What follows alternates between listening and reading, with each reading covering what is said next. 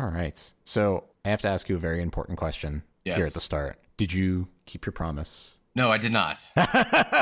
You did not watch Fruits Basket. I did not watch Fruits Basket. Oh, thank God.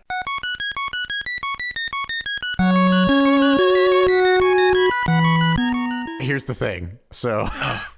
Oh, good. Okay. Wow. For once, this has served me well. This has served you well. Predictable, at least. I did a bad, and it might not have mattered if you had done it, but I did a bit of a bad. I just realized today there's a 2001 Fruits Basket. Yeah. So that's part of the reason I didn't watch it. I was like, because the way you described it, I was like, oh shit, like, wow, Jason likes the original Fruits Basket. That's crazy. No. I can't believe it. Like, no. And then it's like, I looked up what the series were. And I was like, wait a second. Wait, there's a remake? Wait, which Fruits? And I was like, you know what? That's not the only reason I didn't watch it. Let me be clear. I'm also lazy, and that's part of the reason. But I had a feeling your laziness was going to get us out of trouble on this one, but yeah. Yeah, because I was very shocked when you heavily recommended it. I was like, "Yeah, wow, that's crazy." Here's the thing, right? I've been ranting at you on this for a while, and you keep talking about high school, and I'm really bad about remembering when things came out, and I literally because I was looking at Fruits Basket to just kind of like refresh myself a little bit, and I was just like, wait a second. 2019? I'm like that. Yeah. I'm like, Steve, like that's no. I was like, that's not high school. How could? And then I was like, wait a second. Oh God, there's a 2001 Fruits Basket. That's not the. Oh Jesus, did he accidentally watch that one? So yeah. Yeah. Did you look at that one at all? It doesn't look great. And I gaze upon the horror. Yeah, I was reading up on it a little bit, and people were like, "Oh yeah, the 2001 one is not that great." So I guess what the moral of the story is the 13-year-olds, back at high school were incorrect, and the correct Fruits Basket they just needed to wait another 18 years to get. Yeah, no, dude. Yeah. But yes, the 2019 Fruits Basket is really good. I did kind of figure that's what it was, because like I associated the original Fruits Basket with like the worst of the worst anime fan. Yeah, I can see that. And apparently it wasn't even a good adaptation. So, fuck 'em. Oh, really? Okay. Yeah, because the 2019 is a much more faithful adaptation of the manga. I always say manga. It's like manga. It's the Canadian coming out. Like I can't help it. It's lava and manga. But yes. So, long story short, I still suggest you watch Fruits Basket. Please watch the 2019 version. Mm-hmm. Yes, I will. Thankfully they're not like continued in any way. They're two separate ones. So and because like the 2019 also adapts, I think, the whole thing. I don't know if the 2001. Yeah, it's one of those. It's a Full Metal Alchemist Brotherhood situation. It is certainly because the 2019 one is like it's like 3 seasons, and it's actually a fair amount of episodes. I think it's like 24, and 12. So it's like. It's got some episodes, whereas the other one I think is like 12 or 13 episodes, and I don't know if it even adapts the whole like manga. Mm-hmm. So don't watch that one. Oops. Anyway, so thank God you were lazy. Jesus. Whew. Yes. Yeah. Man, we dodged a bullet. Mm-hmm. Now you didn't also recommend Hello Tomorrow, did you? Hello Tomorrow. No, that doesn't sound familiar to me. Okay, great. Okay, never mind then. Cool. Don't worry about it. All right. I didn't watch that either. Okay, cool. I have 2 shows on my watch list, of which I've watched neither of. So. Can you tell me some other shows that you have? Yeah, this is Apple TV. I wouldn't even be able to recommend those to you because I'm not even aware that they exist. Yeah, of course. Yeah. I definitely have an Apple TV subscription. You do. That I pay for. But speaking of television, yes, I finally watched some of other TV.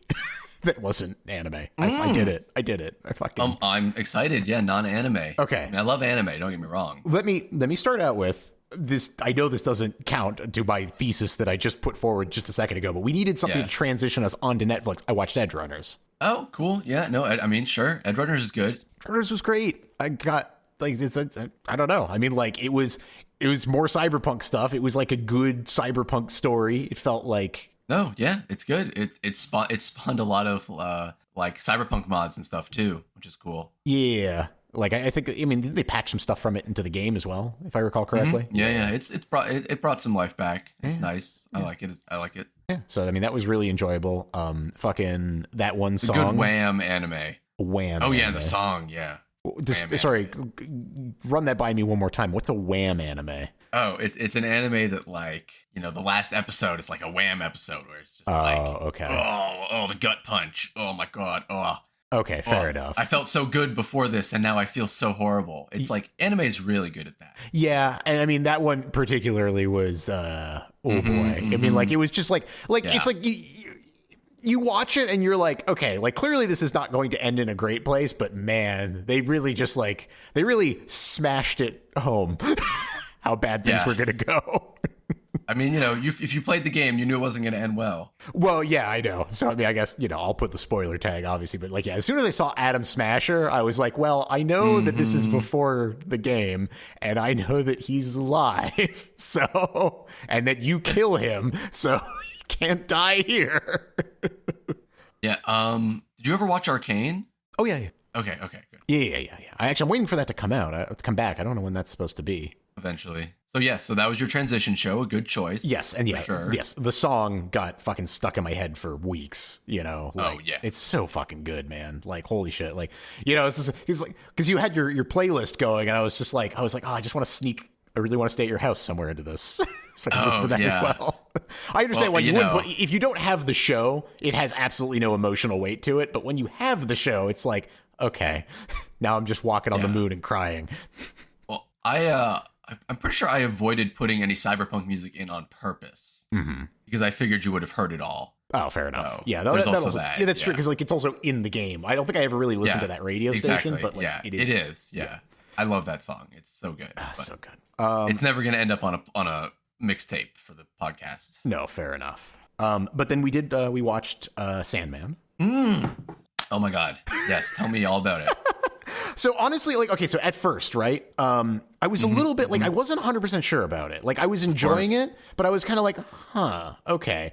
It gave me, like, it was kind of like, I don't know what kind of vibes it was giving me, but it was just kind of like, I was like, all right, I'm interested, but I'm not sure about this yet. Of course. But as it went on, I was like, no, this is fantastic. Like, did you watch on Amazon Prime, did you watch American Gods? Oh, yeah, of course. Yeah. So, I mean, when I think what clicked for me is when I saw, like, at the end of the first episode, when I saw the, written by Neil Gaiman, because I didn't realize, I'm an uncultured swine. I didn't realize that Sandman was written by Neil Gaiman. So like, once I saw, I was like, oh, okay.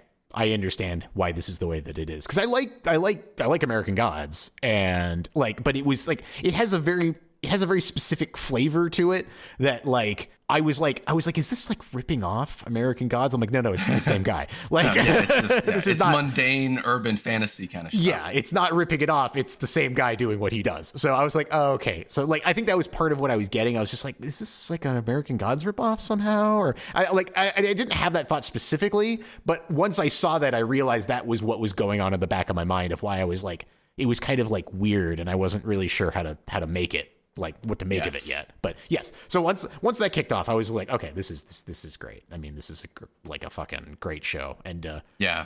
The diner episode. The diner episode was like difficult to watch.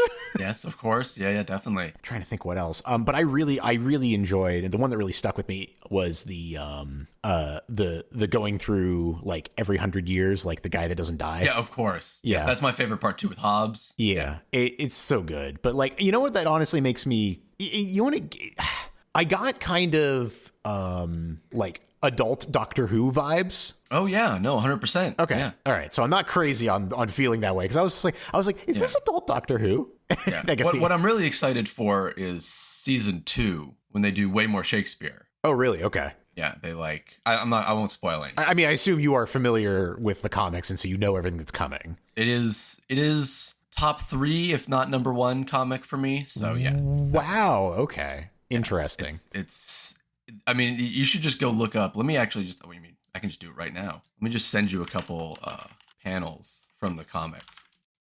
This is a good. Just like this is like the most standard. Like every page looks at least as good as that. Oh, interesting. This looks. So like I don't read a lot of. I mean, I don't read a lot. I don't read any comic books. You don't read any comics. Yeah, but so I don't really know what to make of this, but it's interesting. Yeah, what's interesting about it is like the art is very the right word to describe it, like abstract. Okay. More so. not to get ahead of myself, and I won't, but I've been playing a game called Sable recently. Okay. And the art style reminds me very strongly of that. Oh, have you ever seen Sable?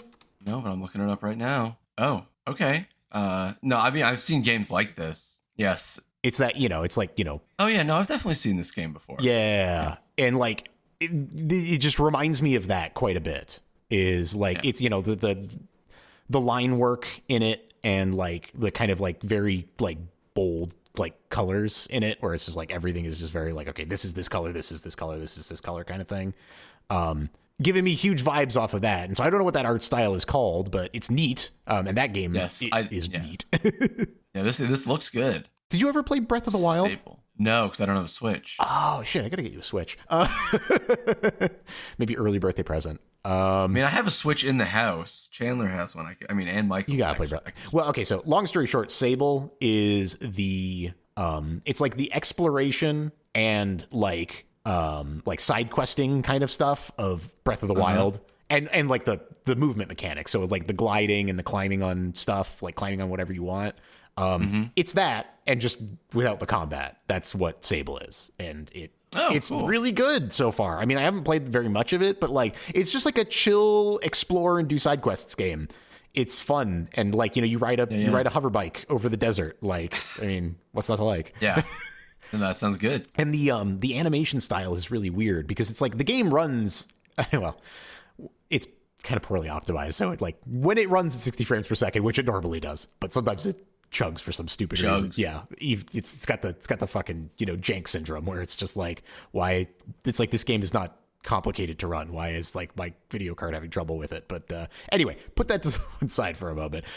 Like the animations are specifically like a super low frame rate. So like your character like moves in a very like low frame ratey way, which is it's just a really weird, because it's like it plays and feels like a 60 FPS game, and that like nothing feels like it's lagging behind or slow or sluggish, but the actual animations themselves are like at 15 frames per second or something, or some very low amount. And so it just has like this really cool like feel to it. Like from just like an artistic perspective. So it's neat. Oh, I already added it to my wish list. So cool. Sounds good. Yeah. But so Sandman top 3 for you in terms of like in terms of just like, like everything, like art style, like the. Yeah. Yeah. Just like not just favorite, but like best. Oh, wow. Okay. Like I think like objectively, I can't put it in a specific numerical position, obviously. Mm-hmm. But like, it's definitely one of the best comics ever written. Okay. Like, it's somewhere up in that like stratosphere, all the other ones. Fair enough. So it's, I mean, like it's like one of those ones where it's like, if you're going to read a comic, you should read that. Yeah. And it's also nice because it like, other than the very, like the diner part, there's technically like an interrelation to the DC universe in the comic. Okay. Right, where like that person is a DC villain called like the Sleep Doctor or something, right? Okay, but like that's it. Oh. Like that's the only connection, and then like everything else is totally. So it's a great comic to read if you've never read any other comic. Oh, okay, so it's almost and this is going to expose my not really knowing about these things, but like, is this kind of like similar to like a Deadpool situation where he's kind of off and doing his own thing for the most part, or is Deadpool? Yeah, is that not true? Is that not true of Deadpool? Even more so with Deadpool. Even more so than with Deadpool. Oh, okay. Right? Yeah, so he's really off in his own world. He might as well not be in the DC universe. Got it. Okay. Right? Like, it's just Earth, essentially, with, like, weird like, the stuff you saw on the TV show. Got it. And it's just that. And they ignore the superhero stuff entirely. Nice. Okay. Yeah, it's great. And, like, there's not too much Shakespeare stuff in the first season here, or, like, in the first parts of Sandman, but, like, it very quickly becomes kind of just, like, a vehicle to retell Shakespeare stories. Or tell meta Shakespeare stories, which is even more fun. Interesting. Okay. Yeah. So we watched that. And then, of course, had good old What's-Her-Face from Game of Thrones as Satan. Oh, yeah, of course. Yeah, and then she was great. And then we followed that immediately with watching Wednesday, where the principal was the same person.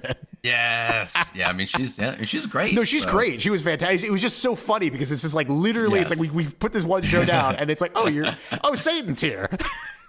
Yeah. Oh, hey Satan. Hey Satan. And she kind of is a Satanish character too. Yeah. So. And Wednesday also I loved Wednesday. was a great recommend. Like we were gonna watch it anyway, but like when you were like, no, you should watch it, I was like, okay, I'll add it much higher to the top of the list. Yeah, it was great. Nice.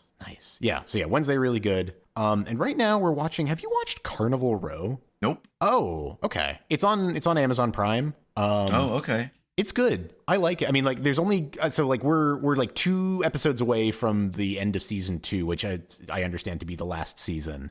But it's like Victorian era sort of, but like with like I mean, there's like Zeppelins and shit. Steampunk. Yeah. Okay. But then it's fantasy, so it's like fairies and. Whoa! What? How I never heard of this? I honestly, I'm kind of like, wait a second, have I never talked to you about this? Because if I haven't, then I've been a fool. Yeah, I would love this. Yeah. Okay, great. Thank you. You would love this. Appreciate it. I'm just gonna like cue that up after this podcast and watch a couple episodes before I go to sleep. Okay, perfect. I think you're really gonna like it. It's so good. No, as soon as I saw steampunk and then neo noir fantasy detective, it was like, okay, well, yeah, of course. Yeah. How have I never heard of this? Yeah, sorry. It's my bad. Yeah, great. Well, no, thank you. I mean, I would never have found it anyway, so this is still earlier than I would have found it. Better late than never, right? Exactly. Yes, 100%. Hey, listen, if I don't know about it, I can't miss it. Hey, so fair. It's not like there's some hole in my heart. Yes. Well, there will be now. Yeah, when I finish it. Yeah, don't tell me it's like a canceled show, right? No. I mean, because like the last episode of season 2 is called Carnival Row, so they clearly knew they were going to end it. So like it is going to come to a completion. It's Oh, okay. It's I don't want to say cancel. It's done, right? Like I think there was done. Great. Oh, awesome. Even better. Yeah. So it's the perfect time. Yeah, wonderful. Have you watched? I mentioned a couple podcasts ago. I think it was SSSS Gridman. Oh yeah, you mentioned that. I don't know why I haven't watched it. I just haven't really. Well, let me follow it up with there's the sequel to it or whatever. Like the next show. Oh yeah, SSSS Dinosaur. Yeah. Okay. Yes, it's they do that in the show, and it's one of those shows. It's so. I mean, I do like that. It's so good. It's like honestly, like, cause okay, so SSSS Gridman like was good, although the last episode, depending on your tastes, you might like or dislike it. I guess like this is what I'll say: if you didn't like the end of Evangelion, if you didn't like the end of Eva, you might not like the end of this. That's what that is actually how people refer to it too. End of Eva. So. Yeah, I've heard many people just call it Eva, so I'm going to stick with that too because apparently I pronounce it wrong every time. So end of Eva. But if you didn't like the end of Eva, you might not like the end of Gridman. But Dynazenon, fucking mint all the way through. Just fucking hit after hit. Okay. So even if I think you should watch both. But if you only had to choose one, I'd watch Dynazenon. So yeah, it was good stuff. Cool. We also watched. So you've named 2 animated shows now. Steven, after the. I am in the middle of Carnival Row. I watched Wednesday. Okay. I watched Sandman. That's true. You did get 3 in. That's good. You gotta give. Sorry, I'll back off. Gotta give it to me, man. Like what do I need to watch? What should I? Because you told me 1899 kind of put it at the bottom of your list. We're still planning to get around to it, but I mean, the final season of Succession is starting, so now would be a good time to watch that. Yeah. Oh, indeed. Yes. No, I will. The HBO shows are one of those I gotta like stack up and just get around to at some point, but I have not. Because I'm assuming there isn't much on Netflix that you're. I mean, there's all the Korean stuff. You're gonna have to be more specific. If you want to watch live action anime, you can just watch all the Korean stuff. I mean, I do. Let's see here. I mean, I like all the zombie shit. Oh, like all of us. Have you watched Kingdom? Yeah, definitely. Okay, when is that coming back? That's a great show. I have no idea. There seem to be such long gaps between shows. I know. Like, I almost thought Kingdom was canceled, and they like dropped another season. I'm just like, what? They're still making this? I didn't realize that was an option. Let's see here. Oh, I watched the first season of Bone and Shadow. Oh, is that good? We were gonna watch it. Okay, listen, I'll say this. I did finish the first season, but I have absolutely no interest in watching season 2, even though it's out. Okay, that's not a good sign. I don't know what that, because it ends very satisfyingly, and then it's kind of like, I don't really care about what's coming up after that. Yeah. Have you it only makes me think about it because of just like the literal sentence structure of the title. But have you watched Lock and Key? I read Lock and Key. Oh, okay. We may have even talked about this. This is now sounding like deja vu. Lock and Key was good. Yeah. I mean, like, I think there's 2 seasons of it now. Maybe there's 3. It's fine. Yeah, there's a lot of it in the comic world. Okay, fair enough. It's like its whole like self-contained universe now. So there's like a billion. So I don't even really know what, because I never watched the show. So what does the show? What happens in the show? I mean, it's there's keys. Yeah, there's keys to other worlds. Well, it's not other worlds specifically. It's like keys that give you abilities. And like they're hidden all over the place, and there's like this fucking like creature that's like trying to like find them and collect them to like do nefarious things, and like it's like a group of kids trying to like prevent them from getting them. Yeah, in the house. Right? In the house, yeah. Yeah. Okay. Yeah. It's good. I enjoyed it. It's yeah. No, it's fine. Yeah. I watched it ages. It's been a while since I read it, I guess, because I thought it was Worlds. I didn't. And then, I mean, because I know because we were going to watch whatever the fuck it was, and we might still, honestly. Well, wait, let me ask you a question about it. Is how like YA is the adaptation? Like, like young adult novel. Yeah, no, because let me tell you this, Bone and Shadow is 100% young adult, like Chosen One, candy garbage. No, I mean, I think it's pretty good. Like it's like, how can I describe this? I think it would probably get away with like a PG rating, all things considered, maybe PG-13. I don't know. Like, it's certainly not like an R-rated type of like, adaptation of it, but it's not as you just have described in the past of certain shows. It's not CW garbage. Good. Okay. Like, it's a good show. Like, it's not edgy or anything, but it has its own identity, I guess is what I'm asking. Yeah, like I didn't watch it and feel like, and maybe I don't know, maybe you'll watch a couple episodes and be like, Jason, what the fuck are you talking about? You're a rube. Yeah. But is it a Netflix show? How Netflix show, like, does the thing only happen in the last 5 to 10 minutes of every episode? You know what? It's been so long since I've actually watched the show. I don't think so. I feel like you're gonna say yes. I don't think so. Like, I mean, I can't. I feel like I don't. Let me say this. I don't feel like I'm bored when I'm watching that show. Okay. So okay, that's good. Like, that being said, maybe my bar for that is lower than yours. I don't know.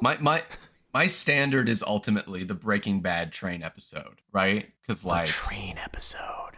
There's an episode in Breaking Bad, right, where at the start of the episode they're like, okay, fuck, we need to rob the chemicals on this train, right? We need to plan that heist, and I was like, oh my god, okay, now they're gonna spend the next like at least 2 episodes like doing this elaborate planning sequence for this heist, and there's gonna be a bunch of little things they have to do, but I already know they're gonna rob a train, so I don't care about the legwork that happens in the middle, right? And then it just cuts to them robbing the train in like the next scene. And it was just like, oh my God, I'm so happy. Oh my God, this is the best thing ever. And it's like Netflix does the opposite of that. They're like, okay, we need to rob the train. And then the whole episode, they ignore that. And then the last 5 minutes, it's like, okay, now the train has been robbed. But now we need to rob the second train. And it's like, okay, Netflix. I get it. You want me to keep watching. Yeah. I don't feel like that happens, but okay. I mean, you'll have to tell me. I mean, watch a couple like, here's the thing. If you watch 2 episodes of that show,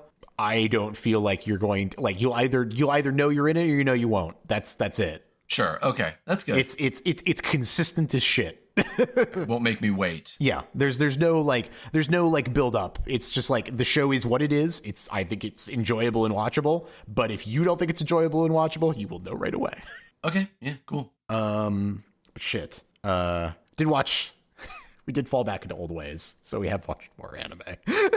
Yeah, well, I mean, lay it on me. No, I will. Have you watched Comey Can't Communicate? That's on Netflix. I mean, I'm aware. I'm very aware of it. I've seen like scenes of it, but I mean, it's not, I don't know. Okay. I mean, it's another kind of like vignettes show to some degree, in the same way that Love is War is. Yes, definitely. Yeah, I mean, there's a lot of shows like that. I also think Love is War is great. I mean, but Comey Can't Communicate fucking rocked, but like I can...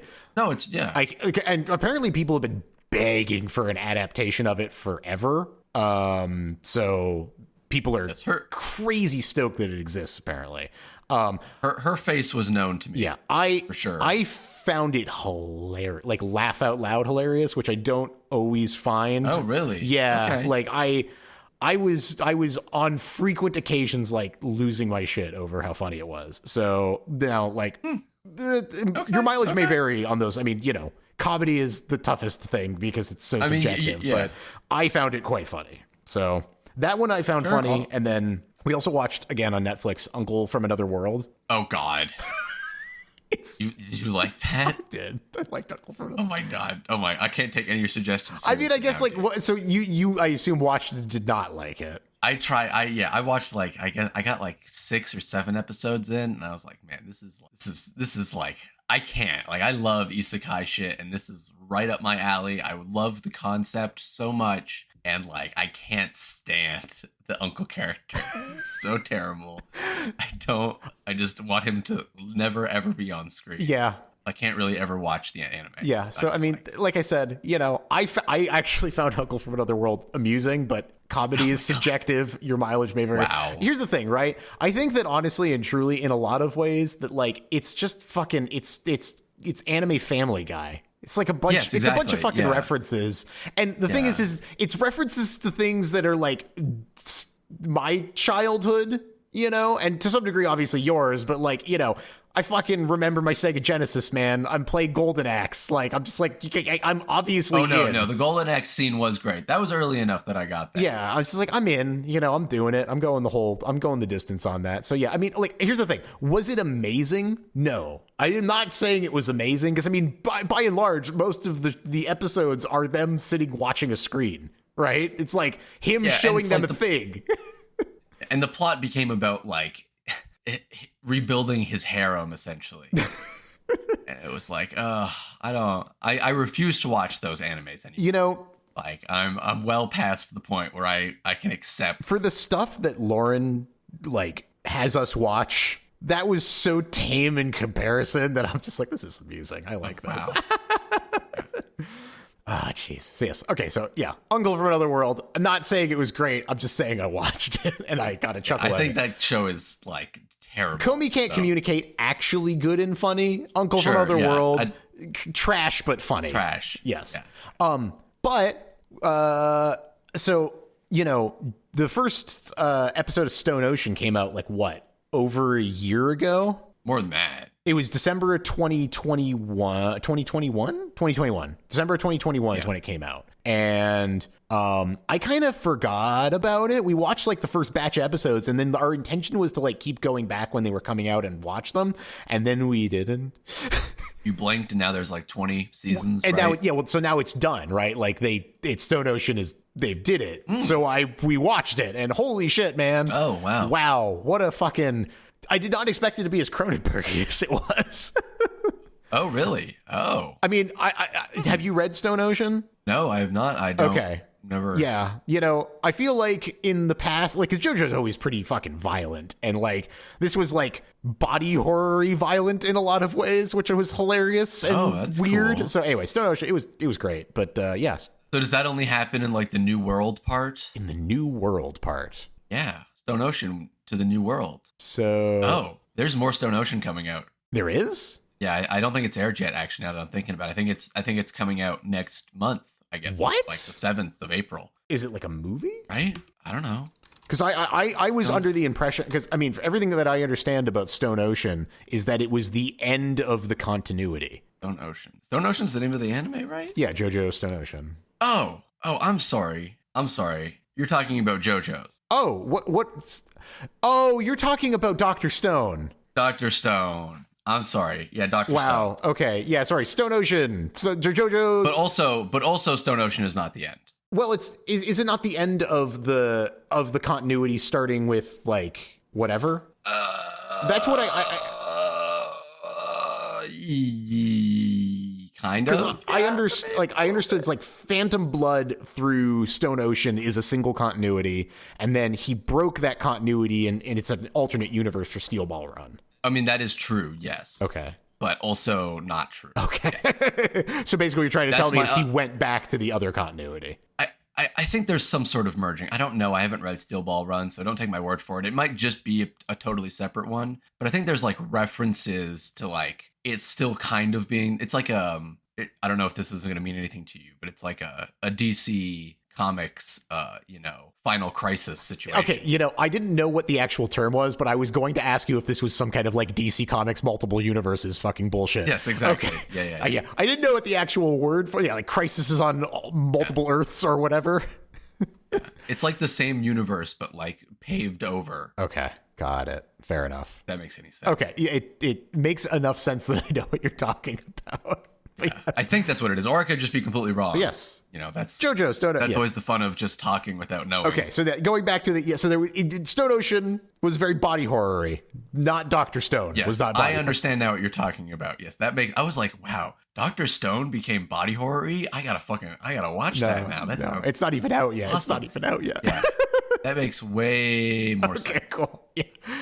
Cool. Oh Jesus. Yeah. Okay. So anyway, yes. Stone Ocean, well, JoJo, great. Yep, I mean, Stone Ocean, JoJo's is great. What can you fucking say? It's like nothing. It's so fucking weird. Like I always forget how weird JoJo is, and then I'm like, we're watching this. Like I was like, literally, like the camera is like pointed at like an oblique angle, and yet they're still like look like they're standing upright. So like basically they have to be like laid back completely, like 75 degrees on their ankles to be in that position, but it doesn't matter because it looks fucking cool. It looks cool, yeah.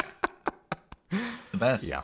I mean, and you had mentioned that Araki is a fucking super fashion whore.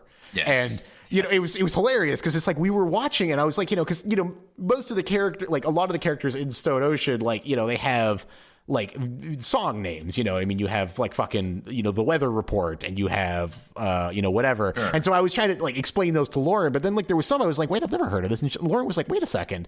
Are they talking about like the fucking fashion designers? And I'm just like, yes. And she's like, haha, now I get to explain it to you. And I'm just like, oh my God. Yeah. JoJo's has something for everybody. Got something for everybody. It's just glorious. So yeah. That, and I finished fucking Red Dead Redemption. That's been the intervening time. Nice. We're now caught up. Cool. So I have a question for you though.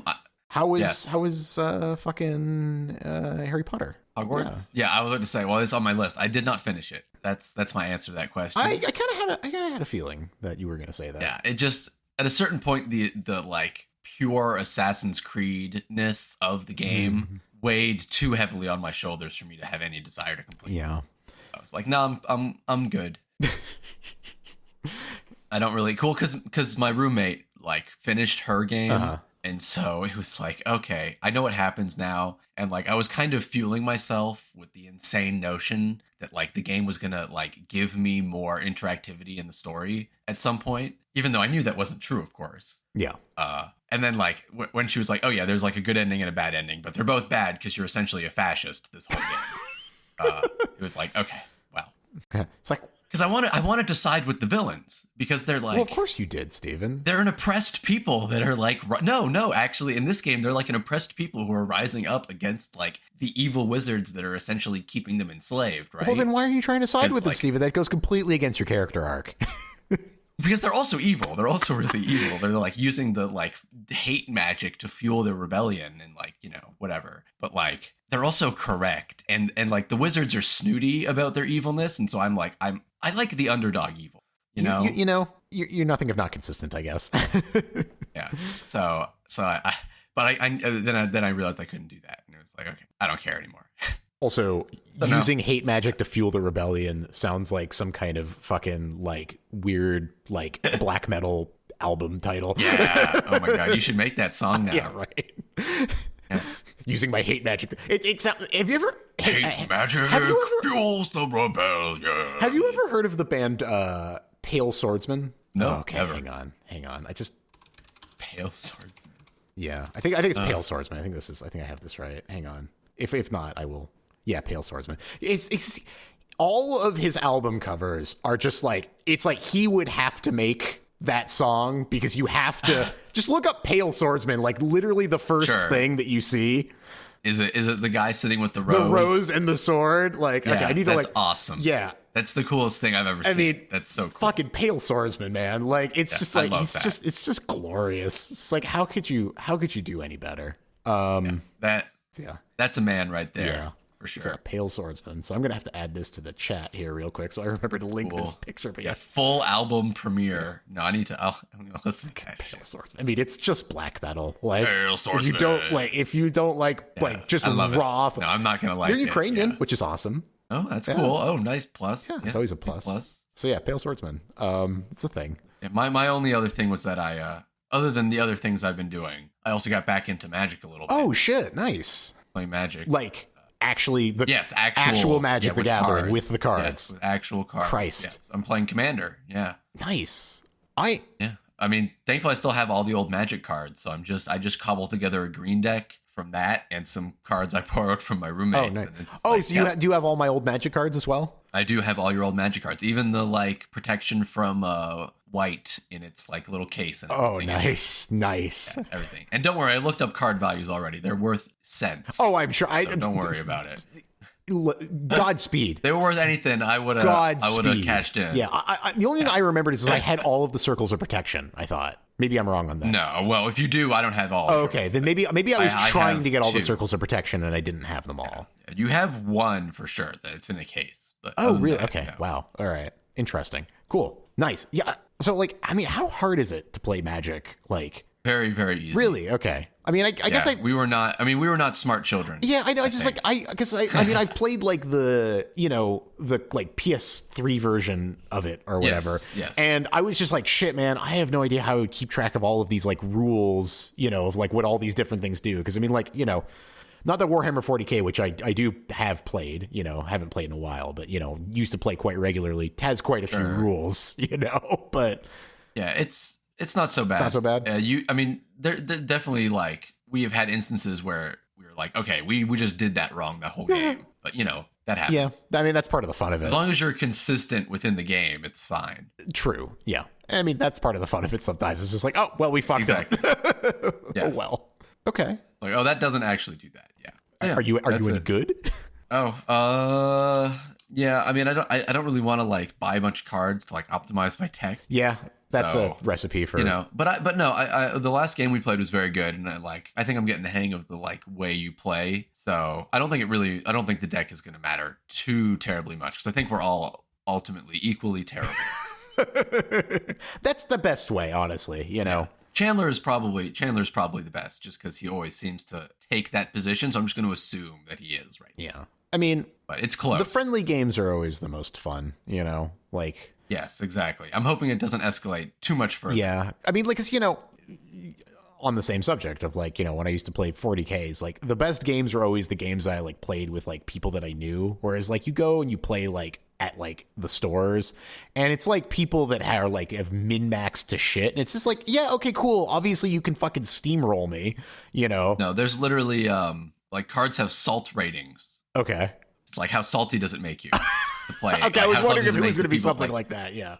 Yeah, exactly. So just like, nah, like that's counted for. Like if you play certain cards, it's like, yeah, okay, you win, but like you're also an asshole, and I'm not going to ever play you again. Yeah. So you kind of lost. Yeah. Yeah. It's like fucking coming in with just like a whole army of corn berserkers and shit. I'm just like, okay, yes, cool. You can obviously like fucking run through all things and then deep strike into my terrain and then fucking whatever other shit you could. I don't remember the exact rules. It was obnoxious. That's what I remember. I remember it was fucking obnoxious. I used to get rolled over by corn berserkers all the goddamn time. It was everybody in their fucking goddamn Chaos Space Marines just like fucking wrecking shit across everything. I'm like, I just want to play a fucking tabletop game.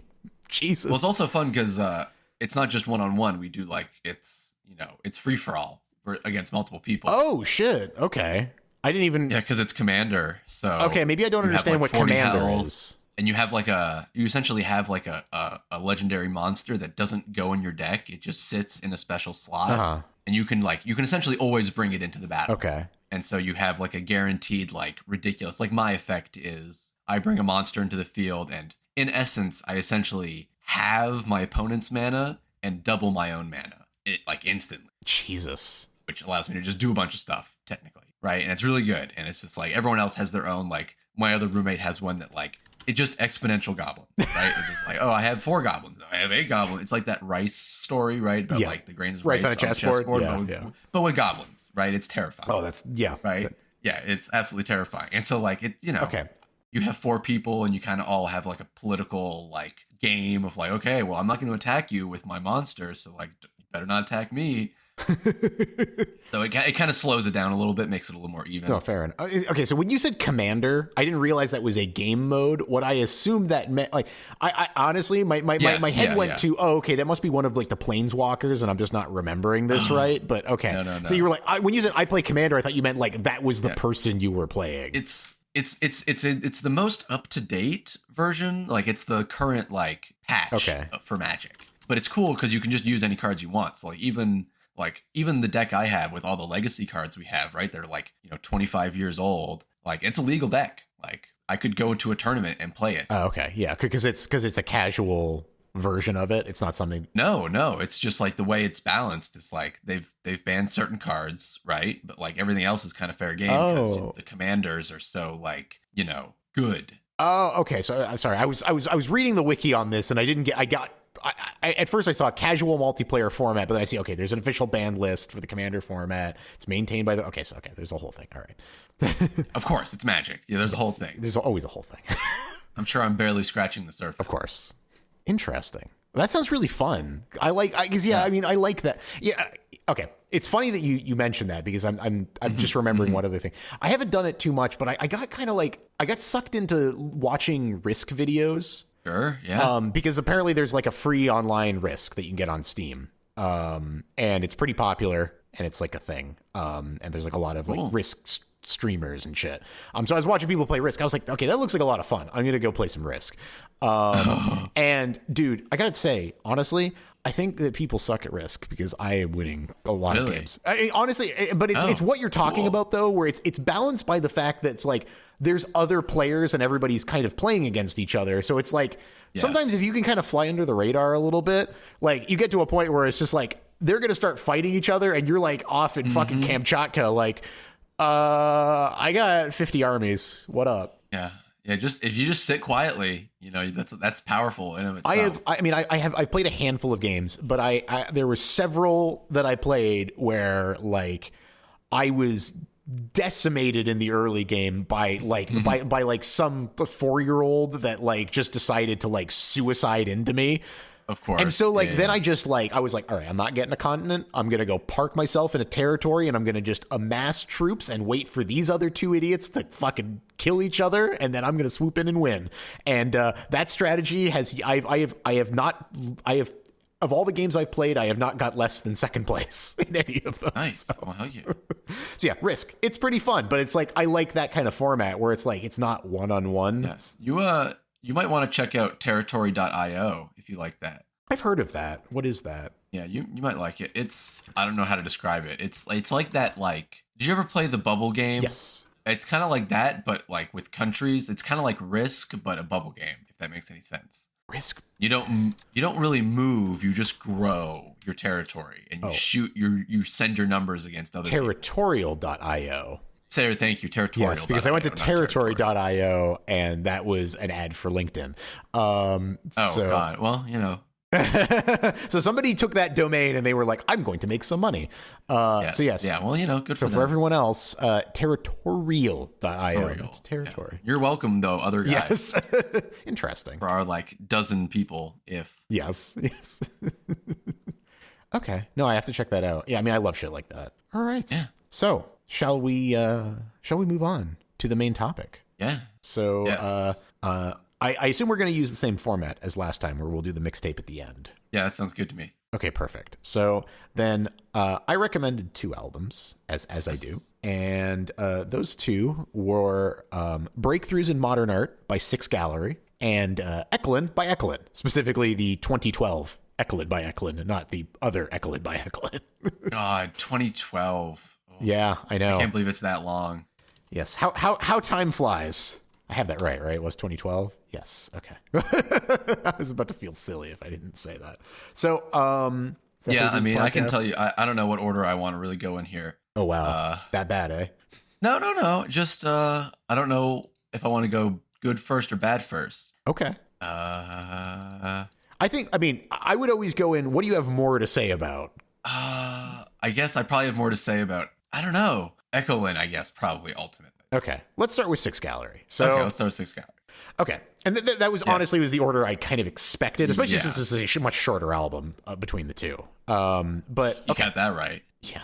Sorry that Eklund was so long. No, that's fine.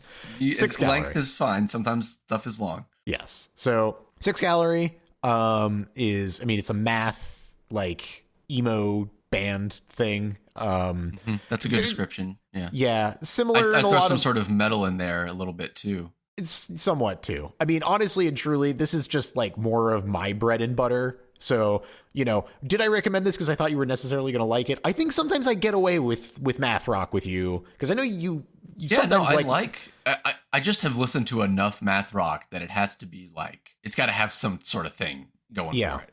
And I wasn't sure if this had some sort of thing or not. I think that I'm going to argue that it does, but I can also imagine a world where you're going to argue that it doesn't. Okay, yeah. So hit me with it.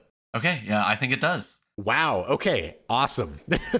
Yeah, but I would say that doesn't really start until we're 4 songs in for me. Okay. Well, let me ground myself on that here really quick then, because let me just listen to the first little bit of the first 4. Yes, of course. Yeah, take your time. Through the magic of editing, it will be no time. Exactly. Yeah, it's so funny. Like the previous podcast, I just finished editing that and posting that up, and like when I went through like the first pass where like I run through the thing where it deletes all of the empty space. Yeah. We went down 30 minutes of runtime. Oh my god! Yeah, of course. Yeah. Okay, so let's see. That was Bermuda Triangles live.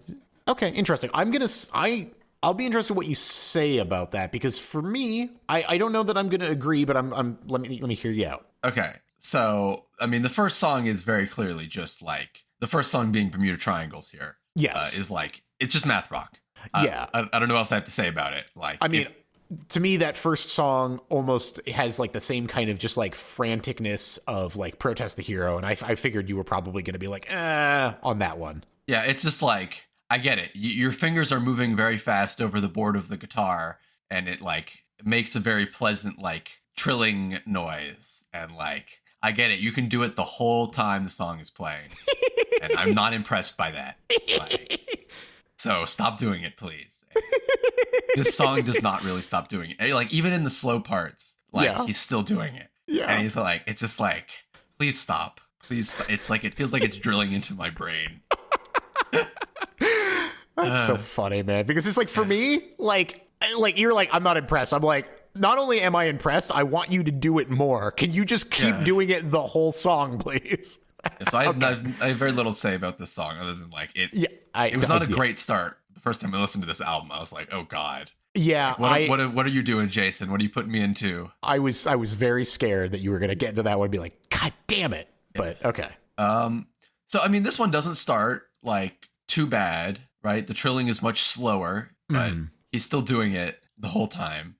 And again, it's like, I don't know. The trilling starts back up to speed around like 140 kind of. And it's like, so there's this interesting little drum part here at 2 minutes. And like, that's cool. But like in the background is the nonstop math rock signature of like, I need my fingers to be like doing this repetitive, like, again, I'm going to say trilling a billion times, but it's a trill, right? It's tapping. Is there another word for it? Oh, tapping. Thank you. I knew there was another word for it. He's tapping on this guitar, and it's like, yeah, I get it. Okay, I'll let you say this. Sure. Because you like Minus the Bear, yes? I do, yes. This particular song reminds me quite a bit of Minus the Bear, especially early Minus the Bear. Yeah, but does that do it any favors, though? I'm not saying that it does or it doesn't. I'm just saying that, like, to me, like, I really like what is it? Highly Refined Pirates is like one of my favorite maps. And like this song in particular is like, okay, well, Minus the Bear didn't make a lot more Highly Refined Pirates, so I'm going to get 6 Gallery to do it for me, because that's what I wanted more of that, and they kind of got away from that sound, which is fine. I actually liked some of their later stuff too, but I wanted more Highly Refined Pirates, and this particular song is certainly that to me. This is interesting, actually, because this is going to be relevant to Ekelin as well. And this might be a little bit spoilery for our later discussion, but like I feel that like almost always trying to recapture the magic of some album that you've listened to previously is like doomed to fail almost always. And like you should be happy that Highly Refined Pirates exists, and like you can seek out bands that sound like Highly Refined Pirates, but like I don't know, like when a song sounds like another song that I've heard, it's a detriment to me more so than like a benefit. And maybe that's a personal thing, but you know. Yeah, no, I understand that. I honestly, I guess I'm definitely not that way. Like even in some of the music that I make, I'm like, well, I like this thing, and if they're not gonna make more of it, then maybe I will. Don't get me wrong. Like sometimes you go looking for like I'm not saying that I don't do that too, right? Because like of course I do. That's how you find new music a lot of the time, is like looking for stuff that you like already. But it's so often just a pale imitation. That's all. No, I do understand that. Like, it's like, that thing was good because it was the thing. Yeah. Doing a million variations on that same thing are going to sound, I mean, it's like you become AC/DC at that point, which, I mean, by the way, Godspeed to AC/DC for making the same song for like fucking 30 years or whatever. But like, if it works. But like, and they have it down to a science. They're like, this exact amount of this and that amount of that, and boom, it's an AC/DC song. Fucking ship it off, and I will collect my next $2 million. So no shade on them, but yes, it is hilarious. Like that is certainly a trap you could fall into, if you could even call it that. Yeah, because sometimes you find a band that like transcends, right? Mm-hmm. Like, and that's really great. But like, I don't know. I don't feel like the first 3 songs of this album do that. Okay. And so I guess the same concept then with Built to Last. Exactly the same complaints. Just like, okay, I honestly could not. If you like mixed these 3 songs up in order, I would not be able to tell.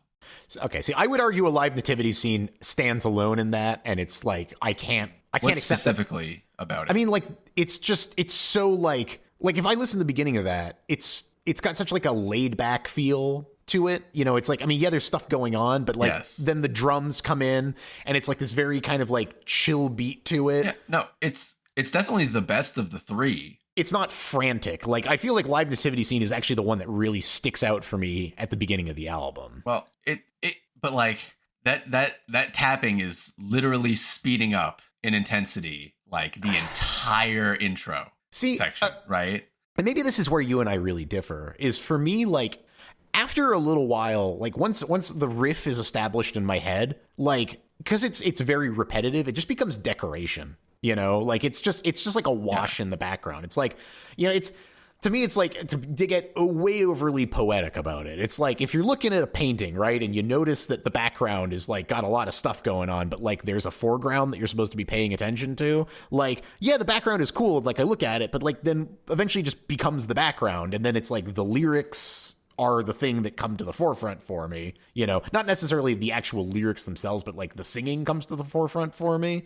And the rest of that stuff just becomes background painting, which it clearly doesn't for you. Clearly it grates on you to no end, but yeah, well, it's also, it's just that like, I don't particularly like that part of math rock, and the rest of these 3 songs don't really like, it's like, I don't know, the singing is not, it's like, it's good, but it's not good in like an interesting way to me on these first 3, which is not to say that like that doesn't happen on the rest of the album, because it does. But like these all, like, you're very right. These do all sound kind of like Minus the Bear songs. Mm-hmm.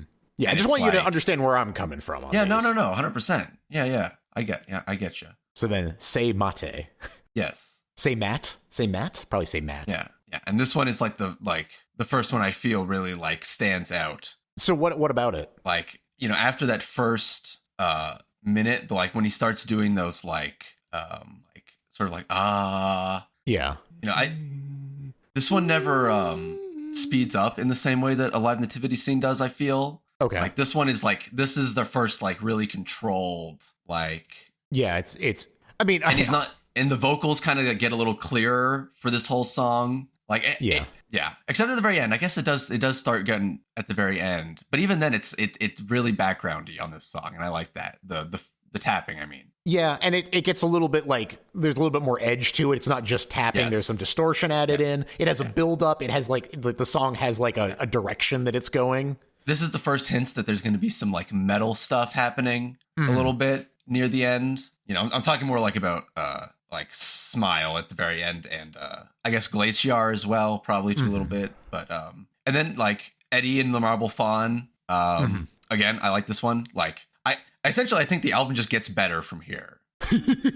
I had a feeling if you were gonna like one track on this, you were gonna like Edie and the Marble Fawn the most. That was gonna be my guess, just because you liked that one song off of the This Town Needs Guns album that I was kind of like on, and I was just like, okay, like you're gonna like the weird song the most. Yeah, I'm trying to like get a good grip on like the difference between the vocals here for me, especially on A Live Nativity Scene, and then compare them to Say Matt. Yeah, I don't know. I just the clarity, I guess, is what it is for me. Yeah, on Eddie and the Marble Fawn. Yeah, I love this song. This is a good one. Maybe I'm just cherry picking as I'm combing through it, but I feel like there's more reverb on the vocals on Marble Fawn, and maybe that's part of what you're liking. Although I might just be cherry picking parts where there happens to be more reverb. Yeah, and like, oh my god, that's it. That's okay. Yes, I'm sorry, I didn't take as many good notes for these albums.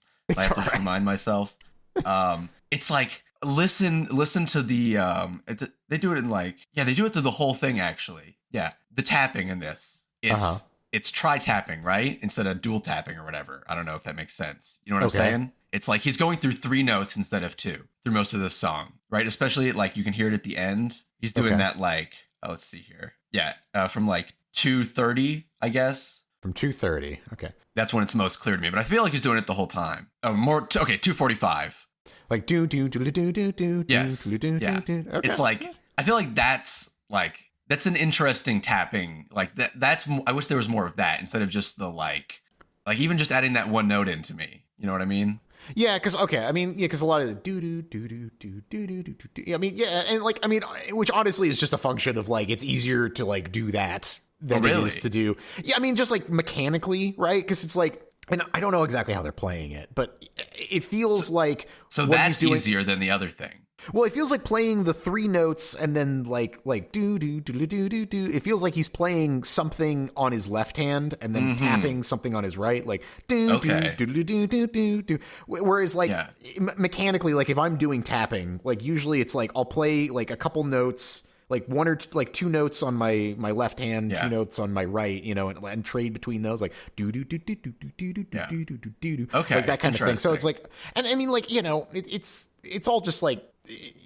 It also happens a lot at like 2 minutes here. There's a couple places where it happens, and it also happens, I think, with the reverb vocals, like you're saying too. I just really like that sound. Yeah, I mean, you know, it's as much as this album does go crazy with the tapping. I feel like there's a lot of passages where like the tapping is a little bit more understated, which is and I feel like it happens. It's what I liked about Highly Refined Pirates, and I feel like I don't hear a lot, because it's like, I mean, one of my favorite songs, you know, is whatever, it's Absinthe Party at the Fly Honey Warehouse or whatever it is. Yes, yeah, I love that one. You know, I mean, like for instance, it's one of the few like tappy songs that like I can actually play because it's understated enough that it's like, okay, this is doable, right? Like I can actually play this song. Versus, you know, something like this. I mean, I could probably learn it, but God, it's like fucking, like, I can't believe that they made a whole album. This is so crazy. So like right at like 155 is a great example of like what I'm talking about. It's like 155. Like we're at 155. It, like the tapping starts, right? Yeah. It's like, oh look, one tap, and then one more, and it's like the first 3 songs. I feel like, except for like the very intros of them all, like they didn't have that like restraint. I like when math rock like holds back a little bit. Okay, that's fair. That's fair. And so they like, I feel like they kind of got out of their system for the first 3 songs, and it's like his hands got tired in the recording booth, and he's like, okay, guys, we gotta like, let's slow down a little bit, guys. Yeah. And I think that was to the benefit. So yeah, I really like this song. And then obviously Glacier is I feel like where it starts getting really cool. Yeah, this is.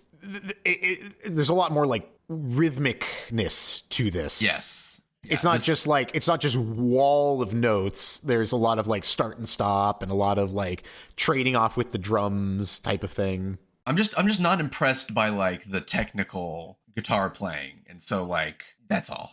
And so when they go a little slower and they get a little more rhythm in it and it gets a little more funky or more metally, I'm like, that's when it starts really picking up for me, like this. So yes. Yeah. I mean, it's, you know, okay.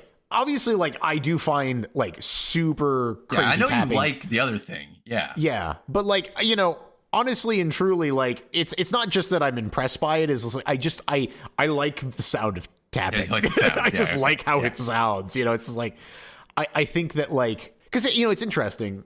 Like I mean, I guess I just like math rock in general because even you know, This Town Needs Guns by and large is not super tappy.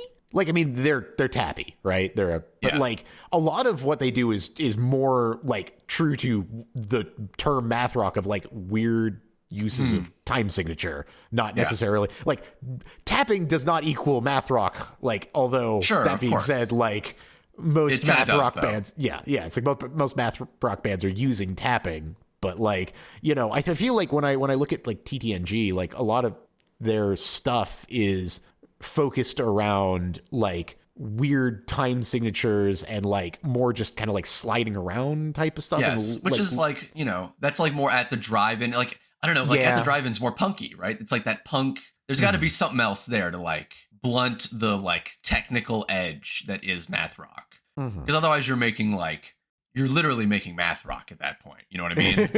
Like literally mathematically you're rocking it. And it's like, that's fine, I guess. I don't know. To each their own in that respect. But for Glacier, this sixth song on the album here, you know, the front half of the song is okay, but that back half, right around 2:20, when the drums kick in, just like, I mean, banger. What can I say? Oh, yeah, I mean, you like it when it gets a little like punkier, a little edgier. Yeah, and just like, you know, like either restrain yourself or like go for it. But like the becoming a human metronome is not my style. So then do you really love the end of Just Hey? Yes. Yeah, okay. I love Just Hey. Yeah. Yeah, okay, because I said, I think it just gets better as it goes, kind of. I love like the end of Just Hey actually reminds me a lot of Delta Sleep. When he's like screaming.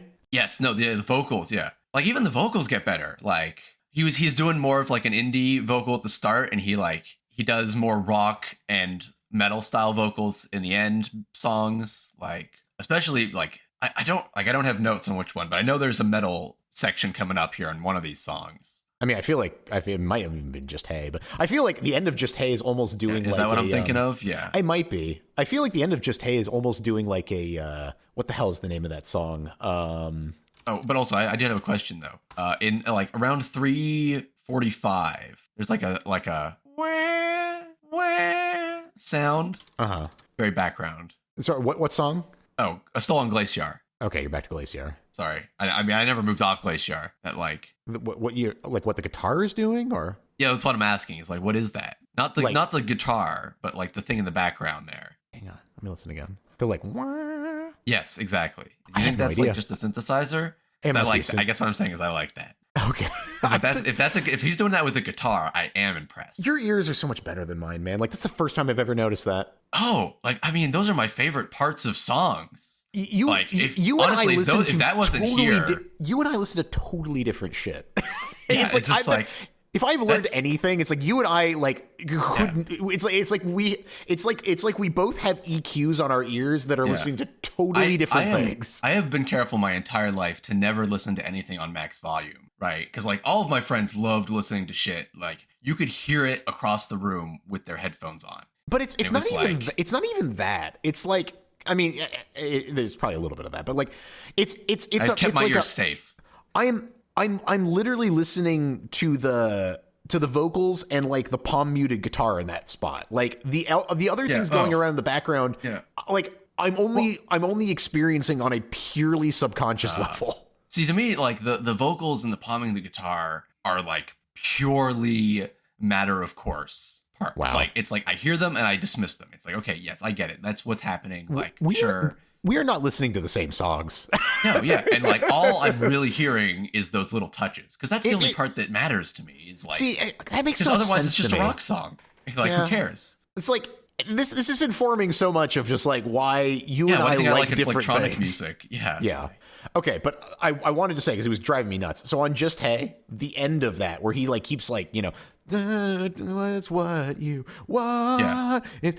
It's almost like a punky or a metal version of like doing the walk up of Take on Me. That's what I was thinking of. It's like Take on Me. Yes. Yeah, and again, super punky. Yes. So punky. Love it. Oh, so good. it's like this sounds like At the Drive-In in like a good way, I guess. Can you sound like At the Drive-In in a bad way? Yes. My God, can you? Just go to like a dive bar has a punk band playing. No, I do believe that. I mean, that punk band might be the best punk band you ever listened to, but it might also be garbage. Anyway, I don't know. Honestly, really, I don't have... God damn it, because I was about to say, it's like, I really like Honestly, Really. It's like the vocals are really good on it, and it's like a nice like change of pace. Well, I love the like when it picks up nice. around like when it picks up around like 30-ish seconds, it's like you have like the slow drums with the really fast tapping that I really like, that like thing coming together. I guess it's at I'm trying to see where it actually like comes in properly. 38. Yeah, 36, but yeah. Sure. It's like I really like, I guess that's I mean, yes. I do like this song still. I just like I don't know. Have less to say. That one sticks with me for like I like that contrast between fast in the guitar and slow in the drums. You know, I mean, I guess to some degree this is like a halftime breakdown type situation. This is great. This is very good. Okay, it's like I've said before, and I'll say it again. I'm a sucker for halftime breakdowns, even if this isn't necessarily the breakdown of the song. It's halftime, and that's what. Yes, no, Daddy I like likes. it. Daddy likes halftime. I like that too. Very nice. Then it slows down. Mm-hmm. It's like, it's a good song, but it's not like particularly, other than that intro part, which I do admit is very nice. I do listen to that again. I do like that a lot. Yeah, it's got a nice chill feeling.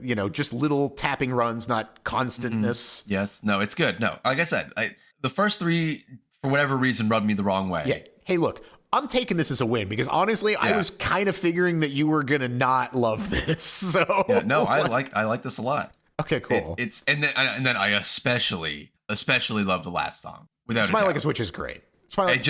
Every part of it is great. Even the weird middle silence part is cool. My favorite part of this album is when nothing happens. When nothing happens. It's nice because it feels intentional still, though. It's like it's not one of. I mean, I'm sure it is a bonus track thing. It is a bonus track thing. I mean, I honestly don't even count the last bit. The last bit is kind of not part of the album. No, please don't, because it's one of my favorite parts. But yeah, I love Smile Like a Switch. It's great. It's got a really rough feel to it. It's like it gets really distorted and heavy. I do love Smile Like a Switch. It reminds me of like Pelican. I don't know if you ever listened to Pelican. I have listened to Pelican. I always have trouble with Pelican because they don't have lyrics. Yeah. Oh, I love.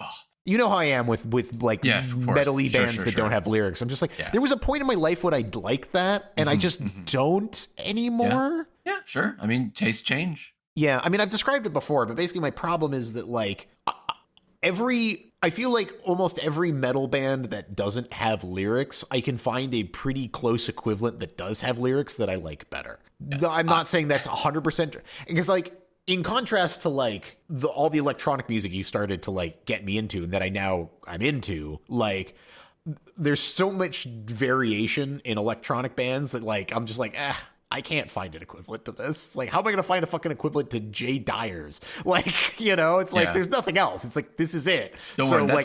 I spend a lot of my free time looking for those sorts of things. So don't worry. Yeah. I'll eventually find something. Yeah. But yeah, Smile Like a Switch is great. It's just annoying because it's like, I feel like this is always the one where I have to like, once it gets to the end, I'm like, oh shit, there's like 20 minutes of silence now. So I got to like skip over to the next thing. It's like 2 minutes. I know, but I got shit to do, Steven. Yeah, okay.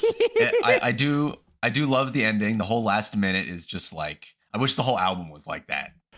Okay. That's a good note. Yeah. Maybe I will have to, when you're talking about the last minute, you're talking about the last minute of the 8 minutes or the last minute of? Oh, the last minute of the actual song. Yeah, of the song proper. Like 2 minutes, 2 minutes 15 to the end. I mean, Delta Sleep. We have that. Yeah, exactly. Okay. We have Delta Sleep at home. Yeah, Delta Sleep at home. Right. Okay, I like that. And then I also do like the actual, it's like, it turns out I like acoustic math rock. Yeah, well, I was about to say, I was like, if you like acoustic math rock, I feel like I could dig some stuff up. Yeah, this is great. I mean, this is just folk music to me, ultimately. This is just what folk music sounds like half the time. I mean, it's obviously way too complicated to be folk music, but sure. I mean, I don't know. I mean, you're right. It is too complicated, but like... I mean, folk music is typically... This is as fast as folk music is. Like a good rompin' folk music song, like, yeah, sure, the sad ones aren't this fast, but like this is pretty medium pace. Folk music. You've listened to that Trampled by Turtles song, right? Hang on. That gets faster than this by the halfway point. Then it still goes. You're thinking of bluegrass, Stephen. Okay, well, I guess I consider bluegrass and folk to be. They're very folk music is within the folk music is iron and wine. Sphere. Iron and wine is folk music. Sure, yeah, and I consider they're not bluegrass. Okay. Sure. I guess I'm not aware of the subtle distinctions there. Bluegrass is fast as fuck. Folk music is not. Because it's funny. It's funny too because before you said "Trampled by Turtles," I was gonna be like, "Are you sure you're not thinking of bluegrass?" And then you literally sent me a bluegrass band. So you're thinking of bluegrass, and I totally agree on the bluegrass for one. Like this is just bluegrass. Yeah. Because it's like if you did this on a banjo, it's bluegrass. Yeah. So that's great. Yeah, bluegrass is nuts, but yes. Okay. So overall, I liked. Greater than like 70% of this album, like 75% of this album.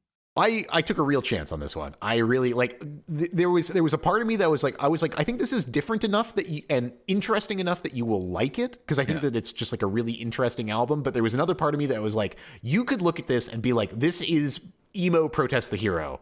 And oh god, no, it's not even really. Okay. You could. I could imagine a world in which you would make that argument. Sure. Okay. I'm not saying. I'm glad you didn't. I don't feel like there's a single screaming part though. Well, that's what I mean. Like it's like emo. Protest the Hero. What you're saying. Okay. Yeah. Okay. That's what I thought. Yeah. It's like the emo version of Protest the Hero, and I thought you would have totally to borrow a term from the last podcast where apparently I was addicted to this phrase. I thought you were going to bounce off of it. Yeah. Okay. Well, I did not.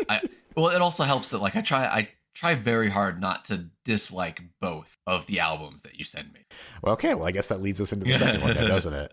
Man, yes, okay. Does. So at least tell me, because, okay, let's back up here, because we're going to move on to Ekelin now. Yes, we are. Yes. So, yes, overall, I very much enjoyed 6 Galleries, Breakthroughs in Modern Art. I wish they had just skipped the first 3 songs entirely and maybe done, like, more of the back half of the album. But overall, I like it. If they ever do something like that as a different album, I'd be interested to hear it. Okay, fair enough. I'm glad you liked it. This is a total departure from where we were going. So okay, fuck. All right. So Ekelin by Ekelin. Yes. I gave you an assignment on this one, and I hope you took it seriously because I told you I was like, I know this is not an Ekelin album. I know it isn't. That's the interesting thing. Actually, is listening to it and then going back and listening to other Ekelin albums. I'm more of the opinion this is actually more in line with Ekelin than I originally thought. Wow. Okay. I'm interested to hear that because my argument on this, and we'll get into that in a second. I was going to argue that you actually had to wait till the last song of the album to get the Ekelin song, but it sounds okay, like. Well, so I agree with that actually completely, but okay, but in a more subtle way, I guess. Okay, fair enough. But I recommended this album because honestly and truly, so I discovered this album. I say discovered. I mean, like I was looking to get back into Ekelin, right? Mm-hmm, and I was just like, I guess I'll start with their self-titled album, not realizing there was 2. Yeah. And I was like, wait, what? And I listened to this album. I was like, this is totally different from the Ekelin I remember. Then I was like, oh, this was a later album. That's why this is like a whole different thing. But I became like fucking crazy addicted to this album. Like I was listening to this was on the levels of like, the Delta Sleep album where I was listening to this constantly because I would start it. I would listen to it all the way through. I would start right back at the beginning and I would listen to it all the way through again because I just love every single track on this. Like, I think this is great. I think this album fucking rules. I think this to me is one of my favorite prog album, like pop prog albums, I guess I would say, of all time. Really? I would not go as far as to say this is pop at all. Pop prog. Like in the sense of Yes, or in the sense of like, maybe later Genesis, you know what I mean? Like fucking, what is it called? Like Dark Side of the Moon. Like I fit those all into like the same category that like Rush is in, the kind of quote unquote pop prog. It's like not super heady prog. It's like kind of more listenable prog. I don't think you can, I don't know if I would even agree that Rush is pop prog. Sure. Later Genesis. Yes. Pop prog. Definitely. The other one you said, yes. I mean, they're a little light on the prog, but like that's just because they're so early. I don't know if I would even go pop there, but like, sure, later Genesis. Yeah, I mean, I think prog heads are probably going to fucking roast me. I think you just listen to a lot of prog. Yeah, I mean, yeah, like I get when I think to prog, describe Rush as pop prog is like, yeah, they're very popular, but like fucking Xanadu exists. So. Yeah, I know. But like, I guess sure. No, I guess you're right. They are, but no. To be fair, you're right. And to a certain extent, they are pretty poppy. Yeah, the body of their work. Yes, obviously, I would say they're more. Sorry. 2112 exists. Okay, like I get it. They have a 25-minute song. It's like okay. They are. No, they are. I guess poppy is.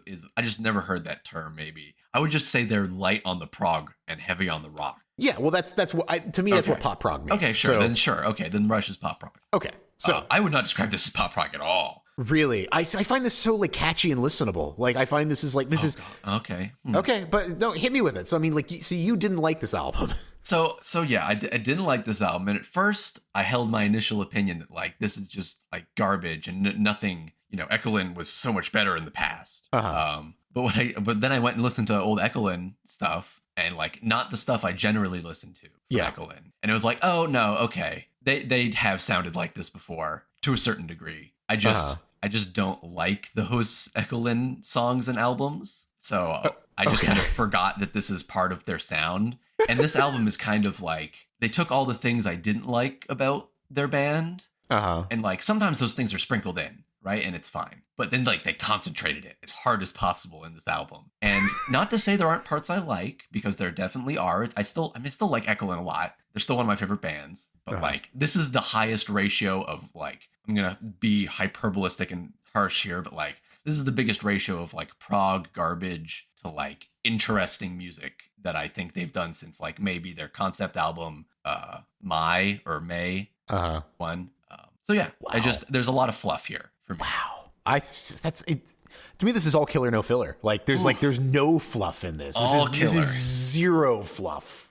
Yeah. Wow. Okay, well let's talk about it. Yeah. Okay. So I mean, like, okay. I mean, I guess the only one that I could possibly seeing you leveling that against, and I'm clearly by your response, you're going to is Island. I mean, the title track is the fluffiest of all of them. Oh yes. Obviously. I mean, yes. I'm going to start there. Yeah. Like so, and granted, but I mean, you know, if I'm going to listen to a 16-minute song, this is up on the list. You know, like I feel like this is like a little mini album almost. Yeah.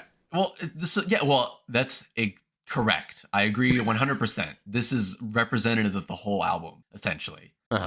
In that, like, there is a core here that I really like. I just wish it wasn't surrounded by, like, diluted Ekelin prog.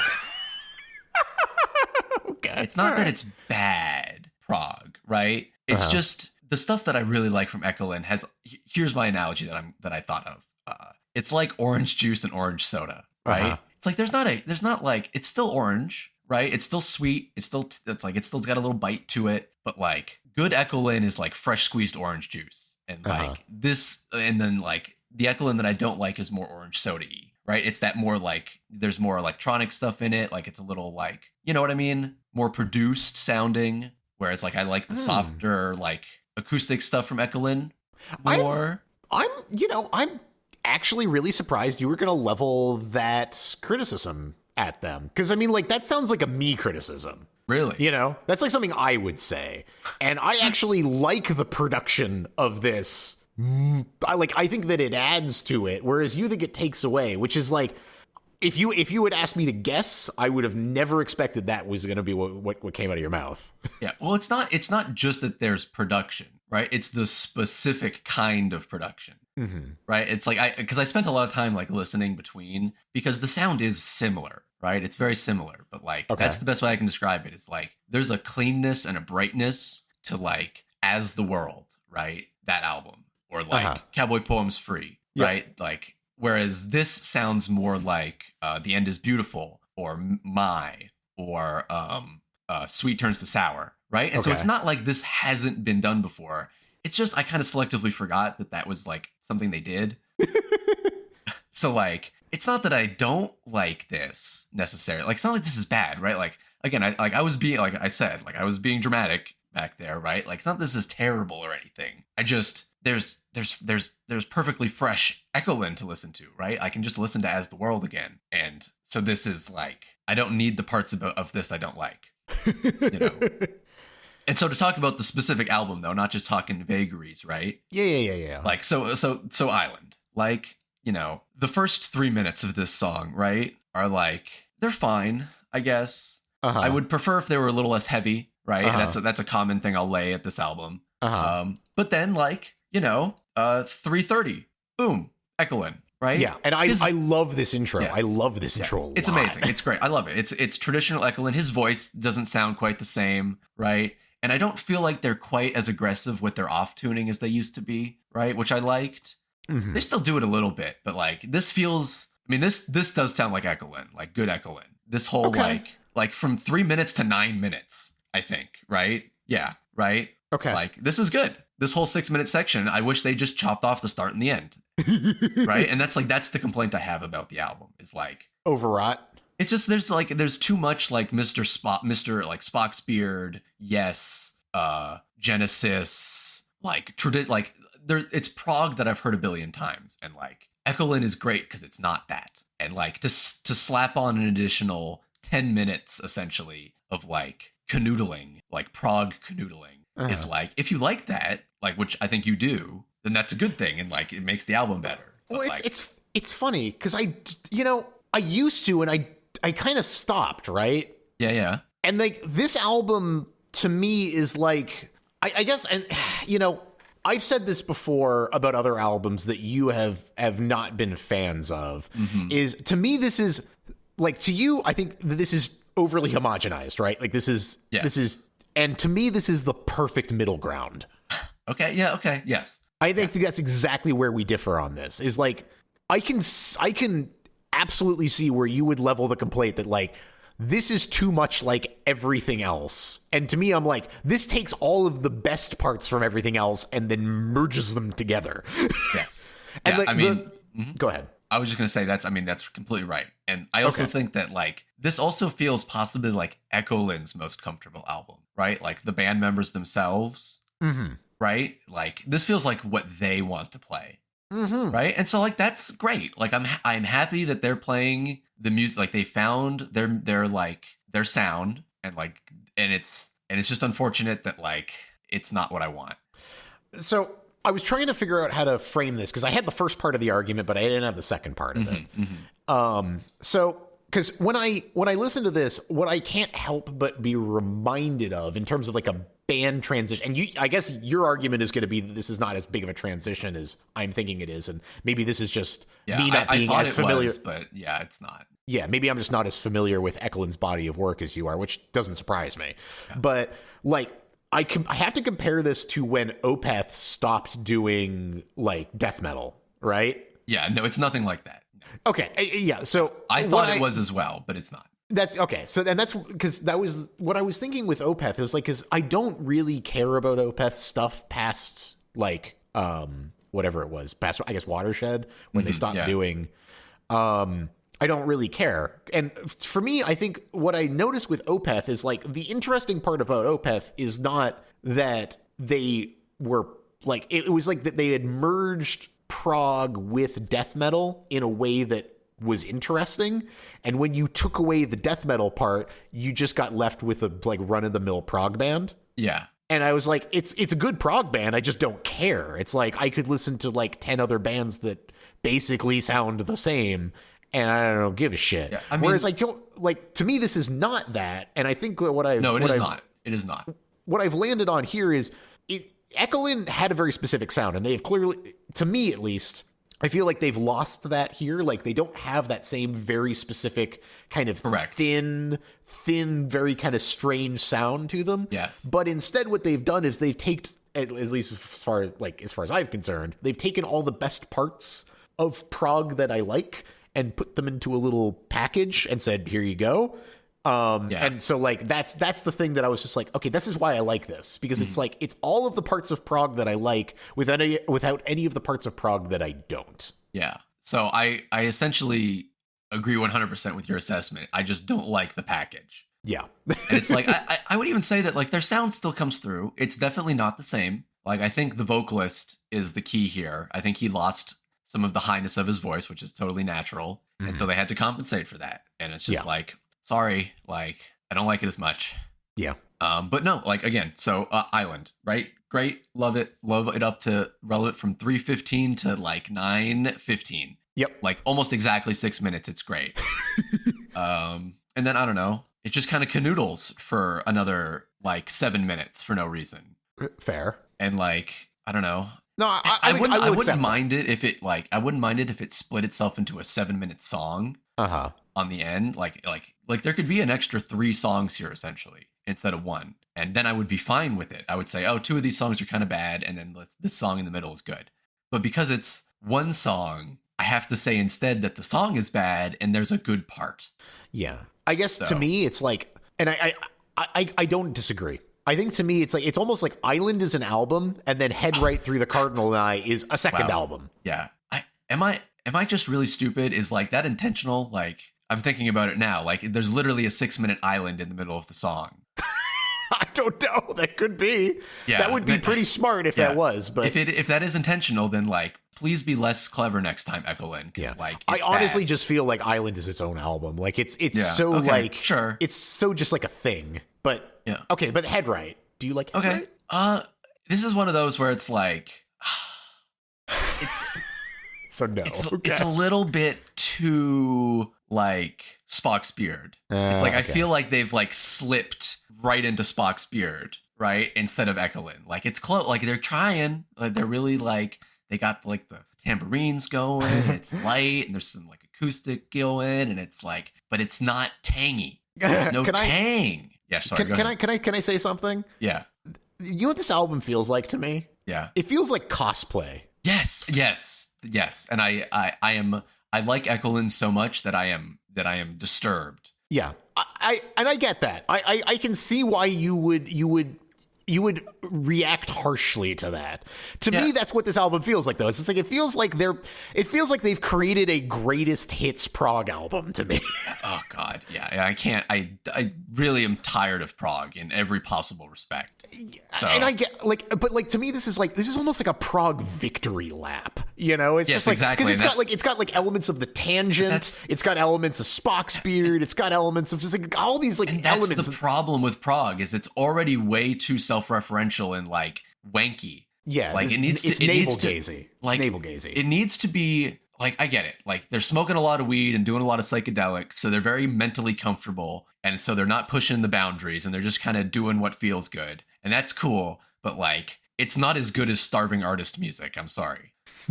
Like, I mean, it's not. Quite although as I think Echoland is still absolutely starving artists. Yes, sure, but like they must be middle-aged now, so they've clearly figured out a way to survive and like be comfortable. Whereas before they might have been like 20-something and like living in a hovel. So I will say I do think there was a lot of personnel changes for this album. Yeah, that's the other thing. It's like this is kind of a more broad thing, but you know, there's a lot of emotional slow tracks on this album, which I should like. Yeah. But The End Is Beautiful exists, which is their breakup album. And so like, I'm sorry, but like you can't compete with your breakup album. Like it's like every like the emotion in your voice is not as strong as it was because you're not singing on your breakup album. And so it's not that it's bad. It's just like you said, it's kind of cosplay. Yeah. And so like I'm uninterested. You know, because it's music, right? It's not food, right? It's not like it's gonna like As the World will never go bad. You know, Cowboy Poems Free will never go bad. I can always just like, and I don't listen to them a lot. So if I go back and listen to them, it's like, oh yeah, wow, this is like I really love this. Yeah. And to then put like a chocolate cake in front of me that is bad when I've already been eating a really good one. I'm sorry, bad is a strong word. Not as good as the one I'm eating. It's like, I don't need that. I'm already eating an infinite chocolate cake. Man. Well, but again, no, I mean like, okay. So I you know, Head Right is kind of generic for me. Locust to Beethoven Bethlehem is weird, but again, it doesn't really, I don't know. It's not my favorite track on the album. Like of an album where I like basically every track, I do like Locust to Bethlehem, but I feel like it doesn't really pop off until like 3 minutes in. Yeah, they're definitely trying to do like a I don't remember the song from Cowboy Poems Free, but the one about waiting in line for the food. Human Lottery, right? It feels like that's what they're going for, right? It starts kind of slow and dramatic, and then like you said, it kicks off a little bit. Almost in exactly the same way, actually. With like that kind of like old school, you know, but it doesn't kick off as hard, and the start isn't as like, I don't know, to me at least. And then again, I also feel like they're like, did you feel that their drop tuning was different? Or not their drop tuning, but like their like off tuning? Like it felt less flat and less sharp. Yeah, I mean, I feel like this album is very like on tune. Like I don't feel like they're doing a lot of, like, yes, you know, I guess portamento is probably the correct word while they're singing, like in a way that they would do another, like, I feel like I said, like this album doesn't sound like Ekelin really to me, you know, like I almost don't associate it with them. It's just kind of like this weird standalone. So like, I guess the answer is probably to anything regarding Ekelin, the answer is probably yes. Like they don't do the thing, except for the Cardinal and I don't feel like they do the thing. It's all very close. Oh, I actually do like it. I'm just realizing I do like 2 minutes and 20 seconds where they have the strings come in. In what, in Locust? In Locust to Betha. In the sun, distorting a tear, but I knew I saw it. It may... Whatever. Anyway, I like that song.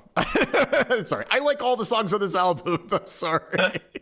You don't have to be sorry. It's fine to like different things. Yeah.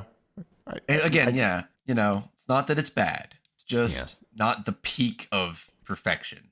So we don't need to go through every, if you don't want to, we don't need to. Well, no, I would like to say something like positive about each of the songs if I can to some degree. Okay, hit me with it. I don't want to just like, you know, destroy each one. Yes. Because I'm most interested to hear what you think about the Cardinal and I, but hit me with the rest of them. What do you like? Yeah, so I find like, you know, these last, like the last half of this album, like each of these songs is sort of a variation on itself. Yeah, they're all kind of like, they start that slowness and then they kind of build up. They're doing the whole Ekelin thing in each song, right? Like in the same way that you kind of said Island was a mini contained album. Yeah. Right. This last half of the album, each of these songs kind of feels like that as well. They are all long. So yeah. Okay. And so like, I really do like the intro to Some Memorial. Yeah. You know, it's nice. It's like, I feel like he comes the closest here with his vocals. Like when he's Some Memorial to be alive. Like he's really stretching. You can hear his voice like really trying. I can hear that. I think I can hear that. And I like that. And then like, again, it's like, it's not that I dislike the song. It's just like from like 2 minutes 30 to maybe somewhere around like 4, maybe 5:30. Yeah. Like you could cut a minute of that. You could cut a minute of that. No problem. Easy. Okay. Yeah. No problem. I don't need to listen to the same thing. It doesn't need to be 12 minutes. It's a long album. It doesn't. It's a long album. I listen to so many, you know, I listen to a lot of short songs now. Yes. This was a dive back into full prog as well. Yeah. As well as being a dive back into the Ekelin. Mm-hmm. So that might just be an element of that more so than anything. It's just like, it's been a while since I've listened to multiple. Let me give you another thing also. So when I was really getting into this album, we were around that same time we were going to Jamaica for the second time. Oh. And my flight was delayed. Oh, I see. Yeah. And so I just listened to this album on repeat for several hours while I was waiting for our flight to arrive. Yeah, there are some really good waiting for airplane songs on this album. I mean, this was just like an awesome time killer. It was just like I could listen to this album 3 times. That's 3.5, 4 hours. You're done. Like, just book it. The album is, to me, like if you're active listening to it, it's interesting enough to kill 4 hours on. So like, I deeply listened to this album for in a very short time space where I was just literally sitting down and like I was playing solitaire on my phone and listening to this album and waiting for our flight to arrive. Yeah. And like just blew through 4 hours like it was nothing. So I have perhaps a different relationship to this album than you do. It wasn't assigned as homework. It wasn't assigned as homework. It was like something I was just like, oh, I want a pleasant thing to listen to while I'm waiting for my delayed flight to arrive. Not that I consider, you know, the podcast homework, but in the case of like listening to this album in particular, it was that. No, I get it. Sometimes I send you I knew I was doing this to you. Yeah, I was like, okay. I'm well aware that I'm making you listen to this. So And it was revealing, though. It did make me understand that I probably like less of Ekelin than I think I do. You like a certain portion of Ekelin. Yes, I like a certain sound that they produced on certain albums of theirs. Yeah. To go through the rest of the album real quick, I guess, right? Like Past Gravity. I guess for most of these songs, I feel like there's a core that I like. So like Past Gravity, like around 2 minutes. It seems like it's always around 2 minutes. Yeah, around 2 minutes. I really like the middle up to up to 4 minutes, especially when he goes like, no. Yeah. There's almost like a jazziness to this particular song that I like quite a bit. Yeah. Sometimes how relaxed they are does benefit it. Mm-hmm. Gets that good funk to it, which is one of the things I like, that tang, that like, it's not just funk, it's tangy funk that I like about Ekelin. There's tangy funk. There's not a lot of tangy funk here. There's a lot of prog. There's a lot of like sad and slow. Not a lot of tangy funk. Some funk, but not a lot of tangy funk. Not a lot of tangy funk. Sunday Spells is actually, I like this song pretty much the whole way through, honestly. There's some really catchy hooks in it. Yeah, I love the piano parts. Like 6 minutes and stuff. Yeah.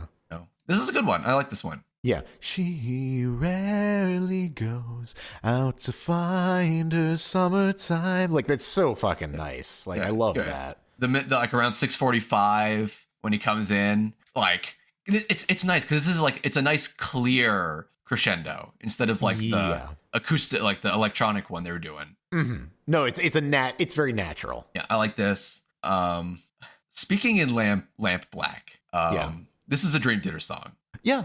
Like I said, Prog's greatest hits. This is a victory lap. So. This is No, I totally agree. I totally agree. I have nothing to say about it. It might as well not be on this album to me. They just made a Dream Theater song.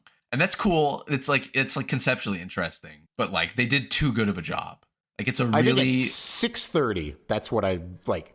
I feel like that's the redeem. Like if there is a part of it that like I think that we could both agree on is good. It's like around there. Yes, no, for sure. But like even that, like that is Dream Theater inspired for sure. No, you're not wrong. You aren't wrong. You enjoy the victory lap. Yes, it's a milk toast middle ground. Me, I'm like, this is a Prog victory lap.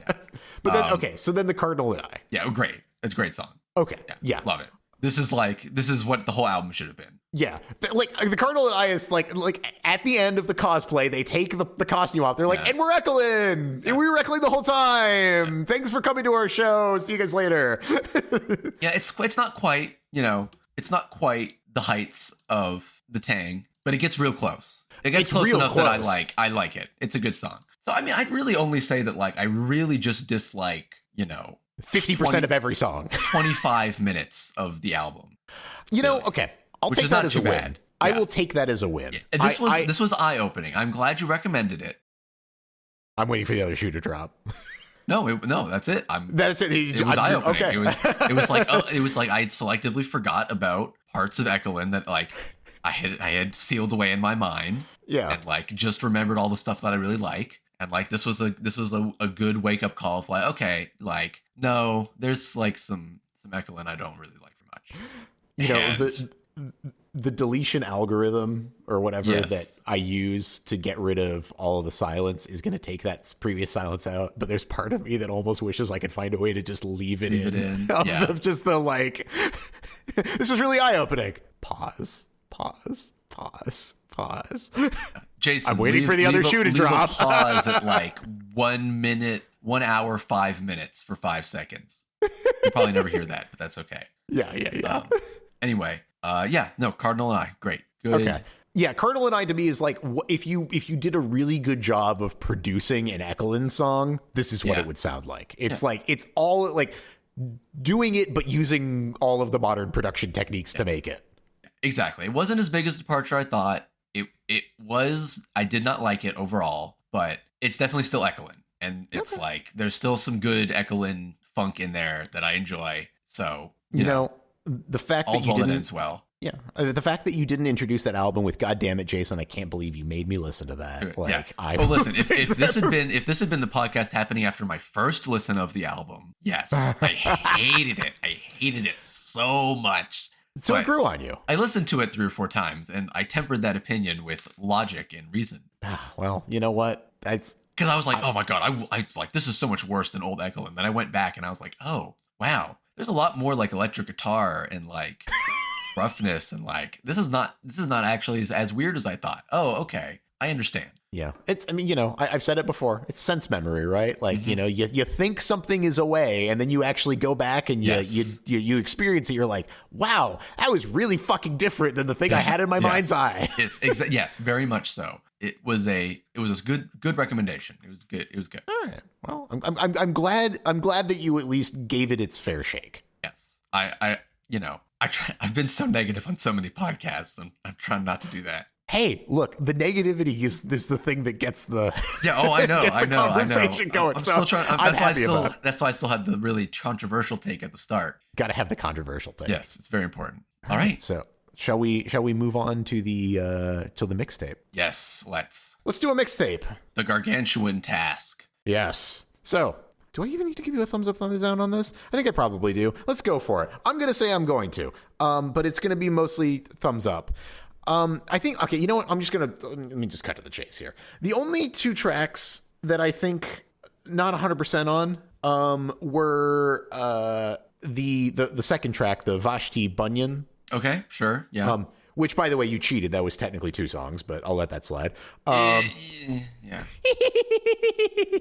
And then, Ugudi Welly Welly. The rest of these, I was pretty solid on. I didn't have really any issues with the rest of these. Okay, yeah.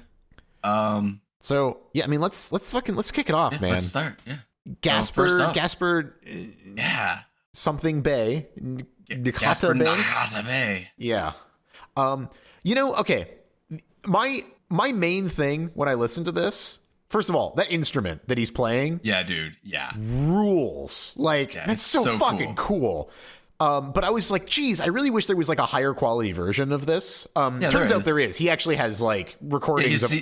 I think this was like the thing that like launched him into fame. Yeah. So like, which is why I love it so much. Yeah. It's like, I mean, honestly, it's like, I wouldn't necessarily like put it on a playlist, but like, it's just so fucking cool. Like, it's so chill and weird and awesome. And like, and the part at like 45 seconds to like 1:30 when the guy in the boat is going back in the background. I don't know how much you watched the video. Oh, I watched it. Yeah, but it's like, it's the best vibe. Yeah, I mean, it's just like, it's just a cool song. And I love these like one-man band things. I love that it's just like, and it's just like, I don't know what this is, right? Like, I don't know if this is like, is this like a traditional thing, or is this just like his own deal? Because like, it sounds very modern. But I don't know if that's just like, I don't know if that's... No clue. Yeah, I have no clue either. Like, I don't know if that's just like a factor of like, fucking... I don't know, but I don't know if it's just like I like it. Yeah, I just like it. So yeah, I mean, it's really cool. It's really cool. That's like, so thank you for showing me that. That's neat. Yeah. I mean, I could listen to like a whole album of like him just fucking rocking out. It's great. Just nice and chill. It's great. I love it. Yeah. I figured that was the best intro to the album. No, honestly, it was great. I was like, when that came out, it started out, I was like, okay. I was like, this is interesting. He's just like, he's got like the bottle slide and like just hanging out. And then like he starts singing. I was like, I hope he starts singing, because like this like sounds like something you'd want some singing with. And he starts singing, and I'm just like, this rocks. This is cool. Exactly. This is cool. Yeah. Great beat. Yeah. So yeah, great. But yeah, great so one. then Vashti Bunyan. Yes. I don't know. I don't, it's not even necessarily that I don't like this. Let me try to be as clear as I can be on this. I think this is a weird song. I don't know if I like it or dislike it. I agree with you. Okay. Yes. Like, at first, I really didn't like it. I was like... Yeah, but then it grows on you a lot. It does grow on you, because I was like, and it continues to do so. Because the lyrics are really weird. Yeah, and it sounds weird, and the singing is weird, and the instrumentation is weird. Yeah. And it's all weird. And the image of the album art or whatever is weird. Like, it's all weird. It's weird. Like, and it has 6 million views, and I don't know what it is. And it's all weird. And I'm fascinated. The first thing when I first, like, the second this came on, I was like, oh, this is Zelda music. Yeah, a little bit. But then the singing comes on. And also Joanna Newsom's on this. Oh, is this Joanna Newsom? She's playing the harp. Oh, fuck, really? Yeah.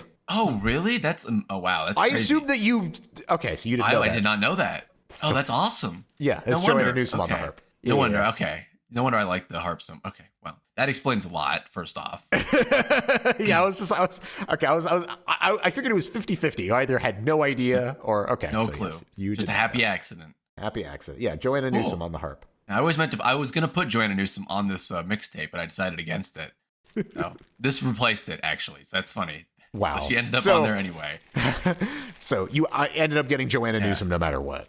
Yeah. Oh, man. Okay. Well, yeah, that's fine. I don't really I figured this was a big risk, but I don't really know what to think of this song. So I kind of just wanted another opinion. So you don't like it, ultimately. I don't know.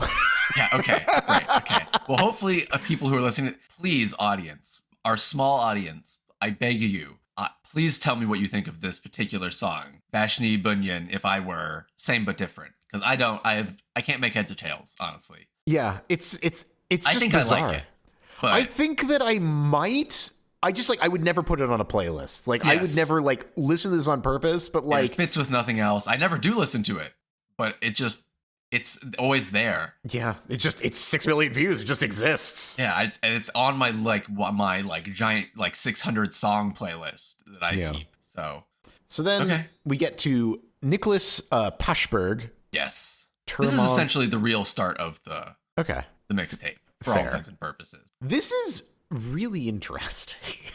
Yeah, right. Really interesting. It's super acoustic. Yeah, it's great.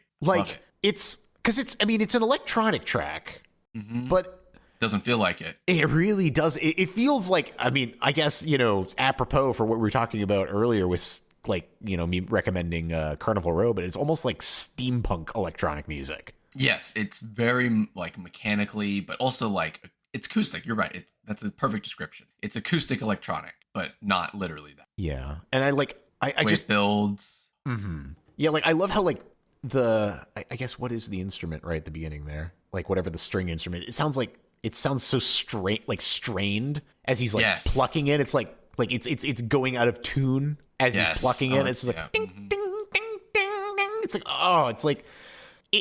this has just a tremendous amount of just movement and feeling to it. It sounds like something out of a movie, honestly and truly. Yes, I wouldn't be surprised if it was something from a movie, honestly. I don't know. Oh yeah, it's good though. Right at a minute 28 when it's the or even worse, just a minute 30 something, minute 32 when it really starts almost clips. Yeah, it almost feels glitched. Yeah, it's oof. No, this is such a I guess in terms of I feel like this is very movie and I feel like maybe I have possibly heard some movie soundtrack bits that sound vaguely this, but I guess he apparently also does make movies. Oh, does he? Yeah. So. Oh, okay. Well, then there you go. Yeah, there you go. But outside of that context, this feels very unique.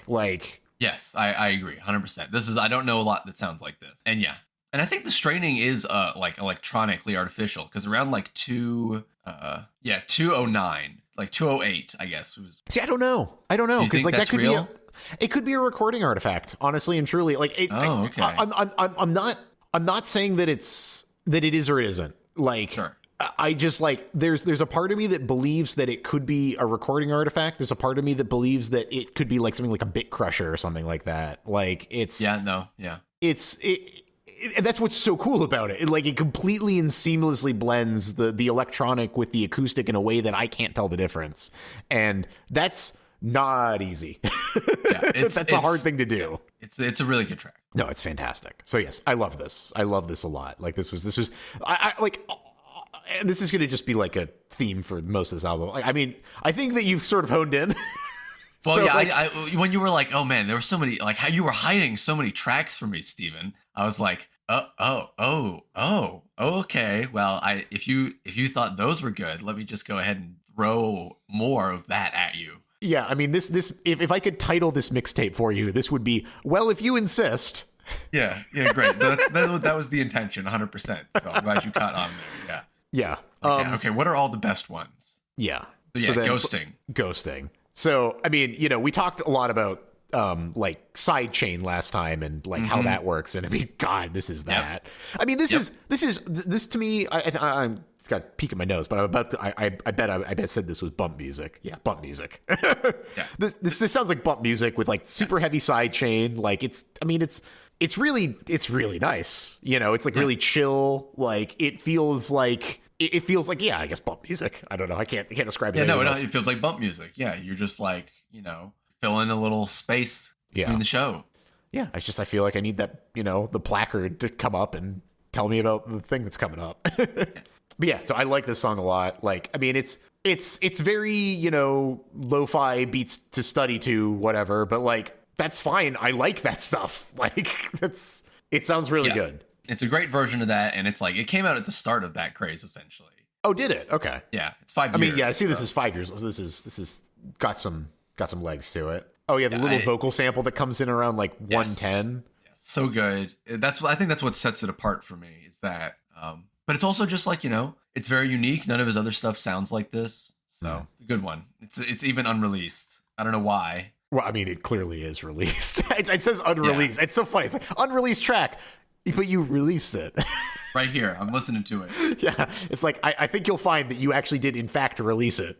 Yeah, 100%. But yeah. I should just do that for all of my tracks. I should just say unreleased track. It's like, okay, yeah, whatever. This is unreleased. Yeah, it's unreleased. You saw nothing. Okay, so then Roan. Yes. This is, I mean, there's a lot going on here. This is... Yeah. You'll notice there are 2 Roan songs. I did notice there were 2 Roan songs. One of those bands that's just like, you know what? You get 2. You're good enough. Yeah. This is just like top tier electronica stuff. Yeah, I'm just listening to it because I'm trying to digest a little bit because it's, I mean, I have notes, but no, I get it. Yeah. But it's 100%. Like I was the same. Because okay, I guess it's really like my first note is really around like 112 where it just like it goes nuts, right? Yeah, and it goes nuts.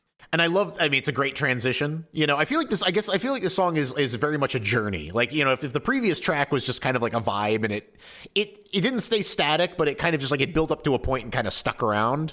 Like, yes, for sure. This feels like, do you know what like a shepherd tone is? No. Okay. I mean, I can send you an example. If you just look up shepherd. What is it though? I might know what it is. It's a tone that basically sounds like it's constantly rising, even though yes, I do know what that is. Then. Okay. Yes. This is like the. Yeah, it's a shepherd tone. It feels like it just keeps getting bigger and bigger and bigger. Yeah, that's a really good way to describe this song, actually. Yeah, I mean, it has that like kind of frantic yet spacey feel. Yes, that I value highly in my electronic music. Yeah, and I feel so. And then like around like, because it's around like 140. There's like this. I guess I can only describe it as like a vocal synth that comes in. Yes. That's so weird and so cool. Yeah. Like, I don't know what that is, but I love it. Yeah, exactly. Yes. But that's the kind of stuff I live for. Spacey, I think, is I mean, I know that like the visualizations here are like quite clearly space, but like Spacey's right. I feel like Spacey's right. It's just like such a, oh, yeah, 2112. That's 212. That's the thing. It's just like we just keep rising and rising on this. Like it just gets crazier, like not crazier, but like it just keeps moving towards something. This is so neat. This is such a neat track. That's the only way I can describe it. It's a neat track. I'm just like, yeah, it's an auditory trick. The whole track. It's great. It like makes you think you're listening to something that's not actually happening. Yeah. It's so triumphant too. You know, it feels like I'm at the end of like, you know, 2001: A Space Odyssey. Well, you know, or something. I'm trying to come out of the 3 like low energy tracks that I just put you through, and you absolutely do. Yes, exactly. Yeah. So yeah, you know. I mean, okay, yeah, I mean that. So yeah, it rules. What can I say? It rules. So then we're gonna do the astral plane. Yeah, we're gonna do the astral plane. Let me look at my notes here. Yeah, I mean, you know, it's funny. So then we go right back into what I would almost again describe as bump music. Yeah, it's just like you know, it's a palate cleanser song essentially. Yeah, it's interesting. It's got some like weird bits. Yeah, weird scat thing. Weird scat thing in the middle. Oh no, well no, not the scat thing. I'm talking about the distortion, I guess, in the middle, but also the scat thing. Yes, the scat thing at the end. Yes, also. Well, at the beginning too. I mean, but yeah, it's not at the end. Is it only at the beginning? I thought it was way more of that. But yeah, No, you're right. It's only at the beginning. Yeah, and the rest of it's just this. Yeah, I would agree. It's bump music. It's not it kind of progresses beyond that towards the middle. It starts to get very like, it almost sounds like what am I like a typewriter almost. Oh yeah, that's a good way to describe it. It's it's a very mechanical song. Yeah. It's very interesting. I mean, I'm gonna make that comment several times, so just strap in. This whole playlist was very interesting.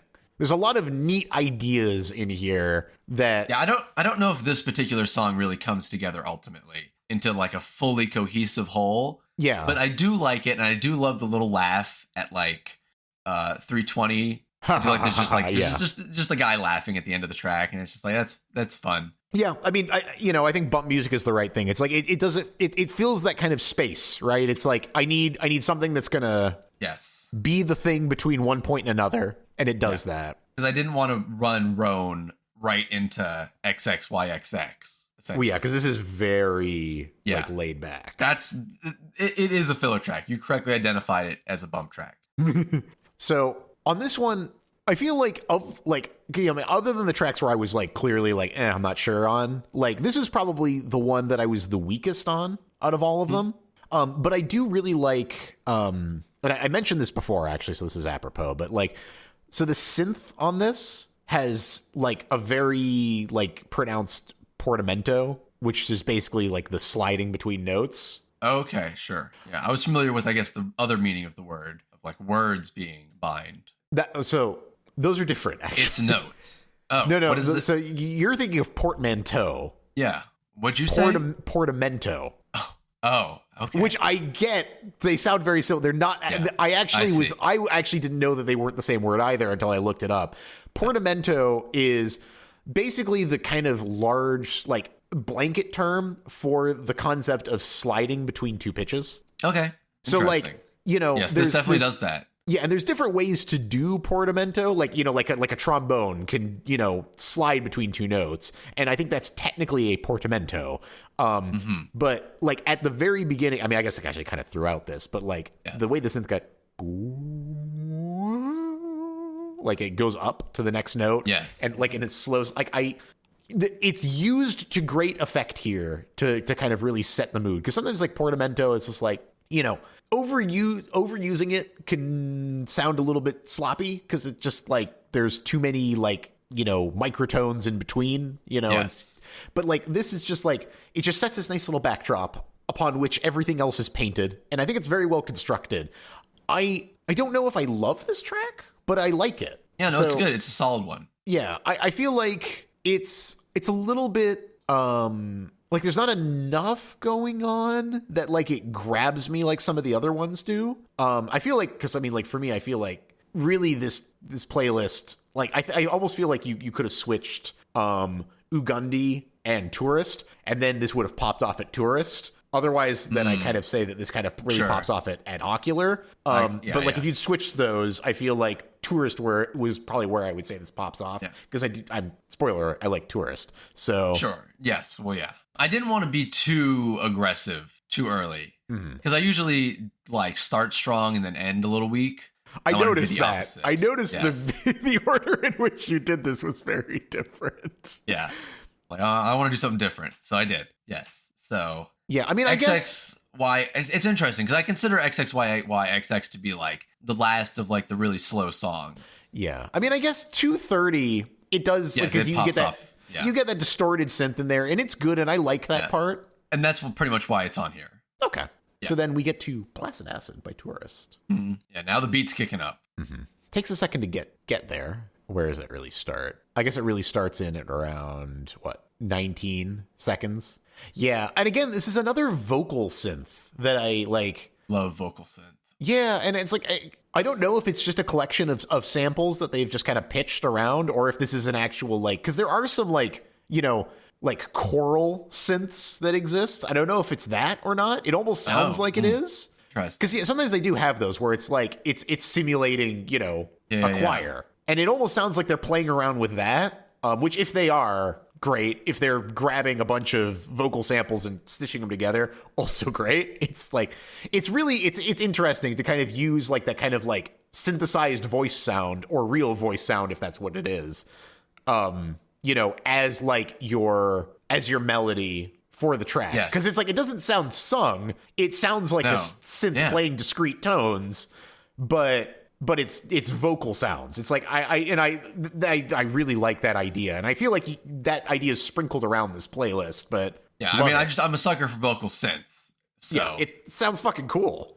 Yeah, it's used to great effect here for sure, and it's a nice, fun, light track. Mm-hmm. Yeah, and I guess the little part around like what is it, 240-ish? Yeah, where they switched to actual instruments for a second. I don't even know if it's an actual instrument, but it's... Well, I mean, like, not vocals. Yeah. Then they bring it back. And then you still have the vocals, like the little, like, like washing, panning thing. No, this is a cool track. So then we get to... Yes, I'm curious. You don't like this. Here's the thing. I liked this one time. Sure. Oh, okay. Really? Like, the first time through, I was like, all right. But, like, it is an 8-minute song, Steven, and it is basically the same thing the whole way through. It's like the kalimba and the drums and the whistle, and I'm like, okay, cool, but like, what do you want from me, man? I don't need an 8-minute song of it. But like, what about in 3 minutes when he like really starts going on that marimba? It's. I like the rawness of it, that's all. The first time through, it was, I guess, like, to me, okay, so I did some digging on. Apparently Congotronics is like huge in the dance scene. Like, this shit like is like the shit. Like, this is what people want to listen to. They want to fucking stamp their feet. And like, cool. Oh, yeah, okay. Like, that's cool, right? Like, I'm down with that. Like, this apparently this album is huge in the dance scene. I mean, I'm literally dancing in my seat right now. Yeah, so and it's just like, I agree with that. I don't That's like. fine. I would never put this on. I would never really listen to this like otherwise. Like, it absolutely evokes like a place, right? Like, I can imagine being in fucking I'm trying to think of what the major city is that I'm thinking of. Shit. What is the place I'm thinking of? This is driving me nuts. Well, while you're looking that up, let me tell you, my first exposure to this album was one of my friends putting it on and like it repeating, I think, like multiple times in a row. Yeah. Or maybe it was just once and it felt like multiple times in a row. That's what I was about to say. I listened to a whole album of this and like, maybe it's just Stockholm Syndrome, but I do like the album now a lot. Yeah, Lagos. That's what I was thinking. Because it's so weird. Oh, okay. Lagos in Nigeria. It's just like it feels like I'm fucking like some dance party in Lagos. Like that's what it feels like. Yeah, it's fucking awesome. Yeah, it's like okay, sure, but like sure. It's a little long. I 100% agree. Yeah, like I found myself. You're welcome. I didn't do the 16-minute one. I found myself skipping this one. Honestly, okay, truly. that's fine. This was very similar to like the other one, like that you had on the last one. It was like the one with like the long Spanish name. Yeah. That like again, it was just like it was a cool, interesting thing one time through, but it was long. And I was just like, I don't need this. And this was worse because this was very repetitive. So for me, I'm like, I can imagine how this would be super awesome on a dance floor, like played at full volume. Great. On my headphones at work while I'm, working on spreadsheets and shit, I'm just like, let me get to 4 a.m. That is definitely not the right environment. Yeah. But you got it. Like, you understand the songs. I'm always satisfied regardless of whether you like it or not. Mm-hmm. Okay. So then 4 a.m. by Ocular. Yeah. Okay, so first of all, the little piano ramp at the beginning. Yeah. Love it. I mean, it sets the tone nicely. I'm a sucker for that. Yeah, okay, so I wrote, starting here is my favorite part of the mixtape. And if you had switched Ugundi and Tourist, then Tourist would have been the start, but yes. This is I feel like you're stacking the back half now. Yeah. Well, you know what just happened? What? I just live edited it. Oh, and now that is what happened. Oh, don't do that. You fucked it up now. Now this podcast won't make any sense. Okay, they're fine. It's back. Leave it for the people. Yeah, I'll leave it for the people. It's okay to make a wrong choice sometimes, Okay, but yes. But yeah. Okay, and then around like a minute where like it's like the chord stabs, like the bump, bump, bump, bump, bump. Oh god, like yeah, it's good. This also I think does that thing you were talking about last time where it like is like blasting or whatever. It's like blasting out the levels. Yeah, it's I don't remember what you called it. Like it's there's some distortion there. like on the kicks. Yeah. Yeah, I don't know how to describe this. I just really like it.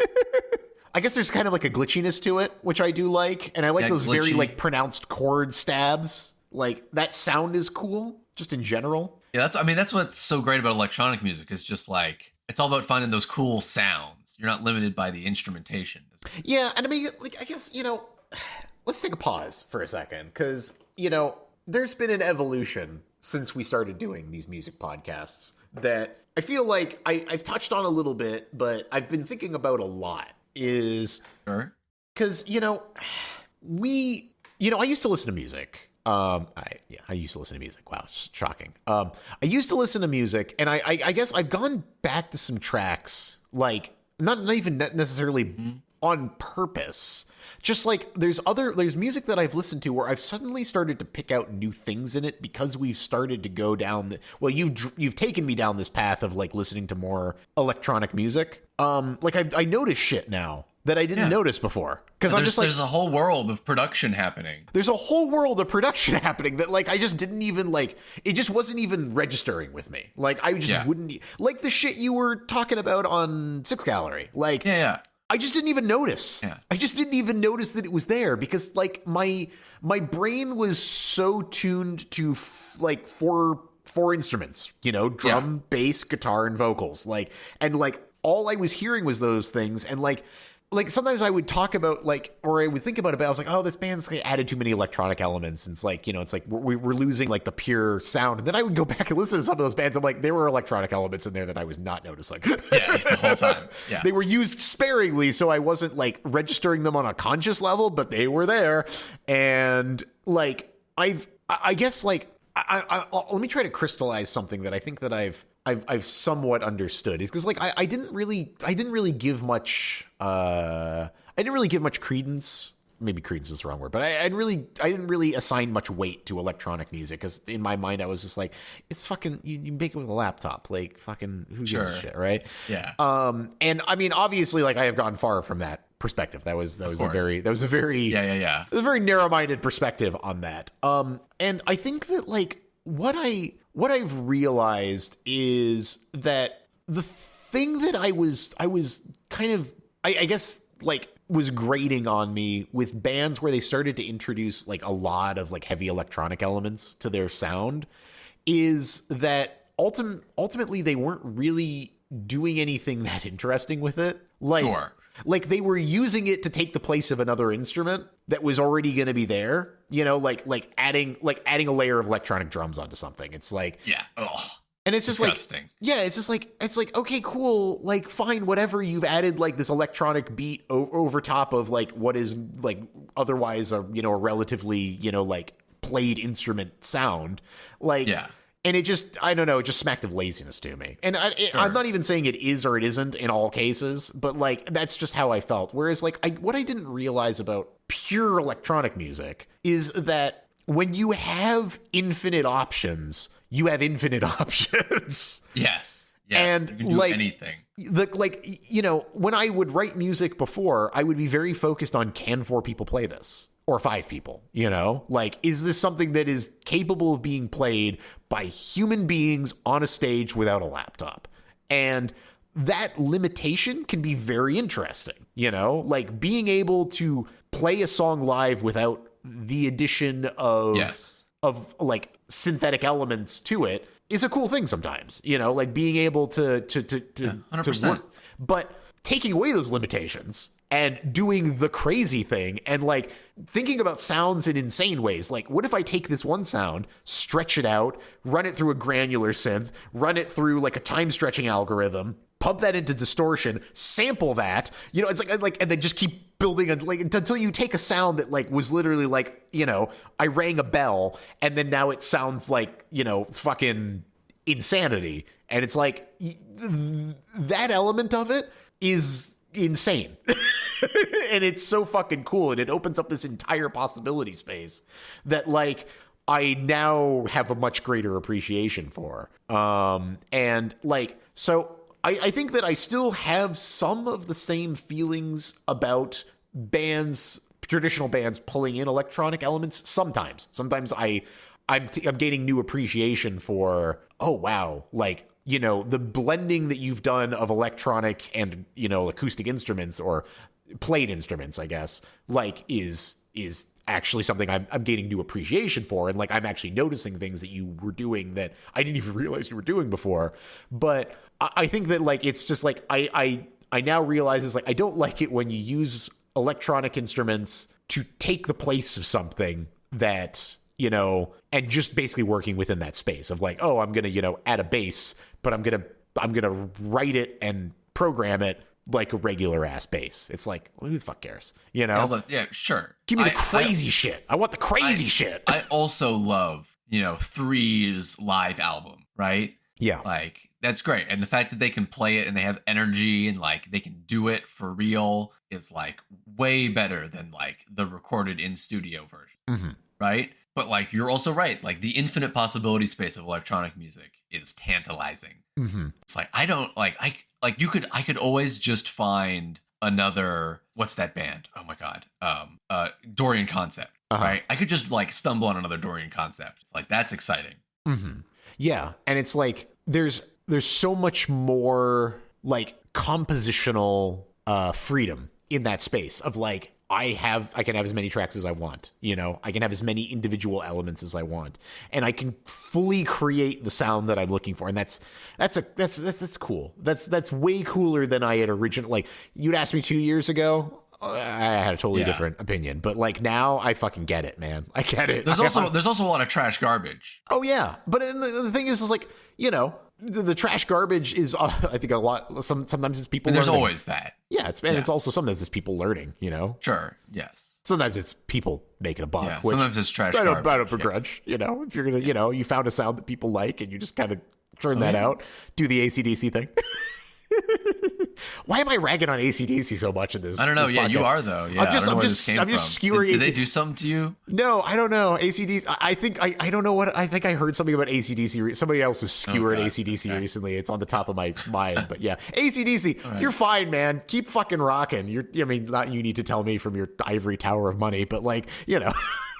Yeah. All right. Anyway, Just a Cloud by Lucine. Yes. Okay, I love this track. So good. I don't even need to look at my notes to know I love this track because I was like singing this constantly to the degree that you can sing this. But like, I was like, yeah, you know. I was about to say singing it. That's hard. Yeah, but you can though.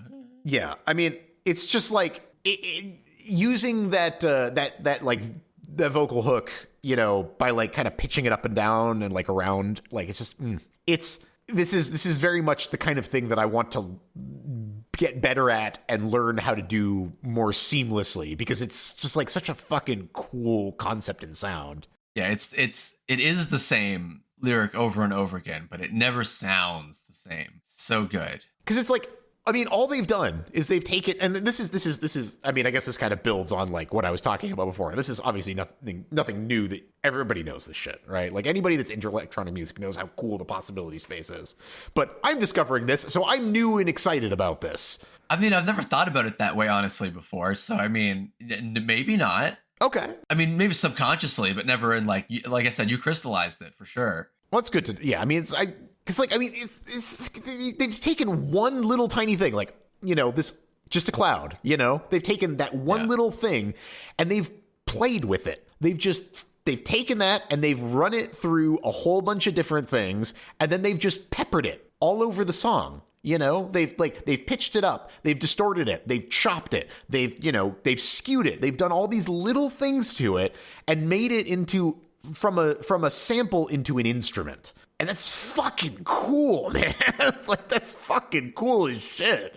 And like this is just like rubbing it in your face how cool you can get with just one little clip. Yeah, you know, samples are powerful. And this is a particularly like the echoey nature of it, like it's a very full sound. Mm-hmm. The whole song. It's great. I love it. Yeah. So I was addicted to this song. This is one of my favorites. This is one of my favorites. It's not my favorite, but it is one of my favorites. I would say out of all the ones so far that like this is definitely my favorite one. Yeah. I mean, the album starts to get real stacked right in here. Yeah. Yes. Amazing. So then Bow Voice by Daylight, or maybe the other way around. I'm not sure. Yep. This again with the vocals. I mean, you stacked it on the vocal synths, you know, Yes. or vocal use of vocals. This is my favorite stuff. This exact, like, Just a Cloud, Beauvoir. I'm assuming Beauvoir? is what it is. Beauvoir, maybe. Yeah, Beauvoir. That sounds right. Yeah. I'm a sucker for vocal synths. I love, especially in this case, a sample. But yes, I think this is like they've used this little sample very beautifully. Yeah. Oh, God. This is my reading music. I can see that. This is my reading music, essentially, which I do a lot of. So I need a lot of it. Oh, and then that like nice like side chain coming in, 58 seconds, like yes, real, like, you know, bass drum comes in, they side chain it hard, so you get that like nice pump to it. It's, I don't know, it's just like, oh God, it's like I'm making noises. That's all I can do. This is me trying to put as many bangers as I could. Well, this is a banger. This and Just a Cloud are huge bangers. Yeah, they're great. This one almost didn't make on. This one got switched around for a couple songs. I'm glad that this is the one, because this one, great. Yeah, I mean, like, because that little vocal chop that they're using, it's just like, I don't know, it's just. I mean, I have to guess they built the track around it. I have to guess that they had that first, and that they built everything around that, because it's so perfect for it that I can't imagine that they made the track and then inserted that later. Like this feels like one of those, like, I found a nice thing that I like and I did something cool to it, which, yeah, of course, definitely, that's exactly how it works. I mean, that's one of the coolest elements of doing like electronic music production, is the way that tracks come together. Because it's like, sometimes it's just like you just. And actually, it's funny. I was watching an Andrew Huang video earlier today, and he was like demoing a product that he was like partially responsible for, right? Sure. And like in the middle of it, he was like, you know, maybe I'm an idiot. Maybe like maybe he was just like, this is part of the selling, you know, of it, and maybe it is. But like, it sounded very like he was fucking around with something. He was just twisting knobs, and then like he wrote something, and he was like, hang on, this is really cool. I'm gonna like make a track out of this really quick. And I've been there. I've done that before, where I've just been like, I was just fucking around with something, and I was like, wait a second, that was really cool. Hang on. This needs to become a song. And like, you know, like that happens in all artistic pursuits, right? But like, I feel like in electronic music, that happens so much more, I guess, accidentally, you know? And it's the heart of electronic music. Yeah, of just like, because when I sit down to like play guitar, like, I mean, yeah, I'm noodling, but like, I'm trying to come up with ideas. I'm not maybe like so much like, oh, I need to write a song, so I'm going to come up with ideas. But like, you know, I'm trying to come up with ideas. Whereas like, sometimes when I'm doing electronic stuff, like, I have some tools to like fuck around with the sound, and then I have sounds, and I'm just kind of like mashing them together. Just like, I'm like, all right, what if I do this to this? Okay, what if I do this to this? What if oh, wait a second, I need to make a track out of that. Like, that's the way some of these things. I was doing that fucking today. I was messing around with the PSI freeze sound from Earthbound. Cool, yeah. And like, I time stretched it out a little bit, and I was like, okay, that sounds cool. That could maybe be something. But like, I couldn't get anything to work, and so I was like, eh. But then I just like, I threw it through a program that kind of like chops it up and like does a bunch of weird shit to it. And I just grabbed one of the presets off it. I was just like, scrolling through the presets, seeing if there was anything interesting. And like, I stopped on something. I was like, oh, that's really cool. And I was like, I didn't have time because I needed to fucking cook dinner. But I was just like, I'm saving that for later, because that could become a track. Like, that could be a thing. Exactly. And like, I love that experience of just discovering that a thing is possible. That I feel like is not non-existent, but is just like, is more organic in electronic music than almost anything else, of just how accidentally you come across shit. I mean, you know, there's like electroacoustic stuff, you know, with I listen to it so unregularly. I don't remember his name. Yeah, I guess John Cage. That's not really what I'm thinking of. Oh my God. Yeah, Evan Parker, that's old stuff. Electroacoustic, here we go. Improvisation. I don't know any of these people. Okay, you know what? I don't know enough about this. Never mind. No, it's fine. There's some like experimental stuff that's like people playing electric guitars, like with not with picks, but like, you know, dropping like marbles on them. Like prepared guitar and shit like that? Sure, yeah, exactly. Yeah, you know exactly what I'm talking about. Yeah, I know, yeah. Yeah, prepared guitar. I know my shit. Okay, well then yes. Okay. But that being said, despite everything that I just said, Kicking Down Your Door by Whitehorse. Yeah, exactly. Right. Yeah. But still, electronic to some degree. Yeah, there is definitely some electronic elements, but I mean, like, they are like a two-piece, like... Yes, but they need it. God, dude. Yeah. Fuck. This is like one of the most addictive songs. Yeah. It's crazy that it only has 18K views. It's so good. I know, man. Holy shit. Oh, God. Like, when the chorus comes in, like, I almost feel like I've always heard it in my heart.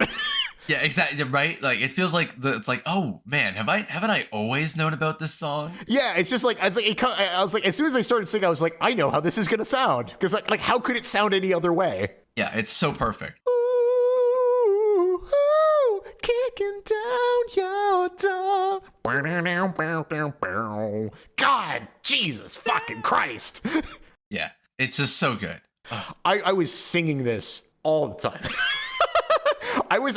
Actually, embarrassingly, I was sitting in the office and like, I was listening because I was doing work and I was listening to your playlist, just trying to like, listen to it a couple times. And like this came on and I almost started singing. Like a little bit of sound came out. And I was like, oh my God, I'm in the office. I have to not. Yeah, I can't. Yeah. I was just like, I can't start singing. I was like, it's that addictive. I was just like, oh, I want to sing fucking Kicking Down Your Door. It's Kicking Down Your Door.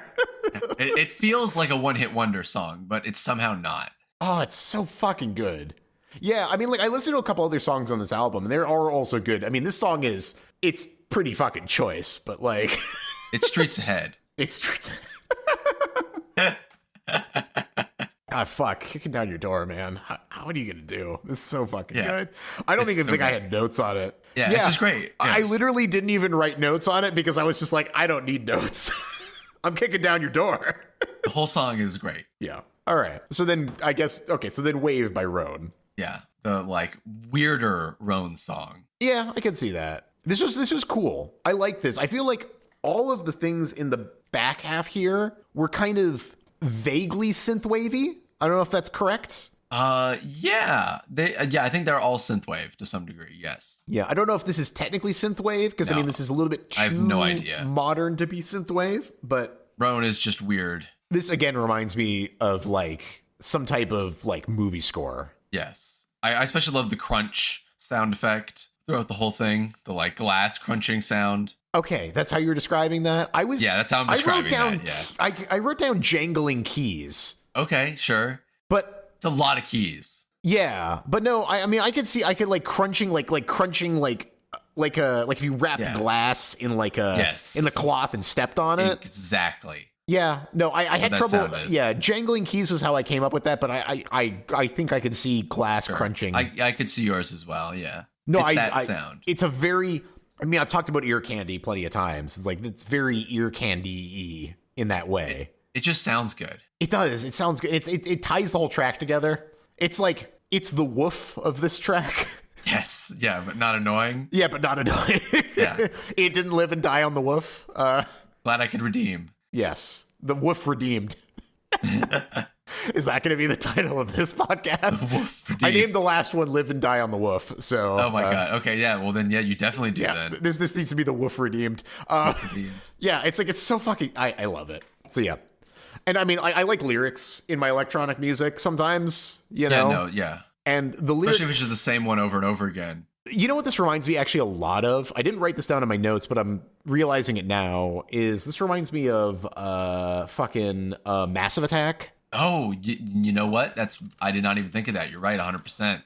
Only until just now. I mean, like specifically, I don't know if you ever listened to their album, Heligoland. Oh, for sure. Yeah, I love it. Yes, okay. You know, you're on the nose. Okay, yeah. I can't believe it took me until this very moment to realize it, but this sounds so much like Heligoland.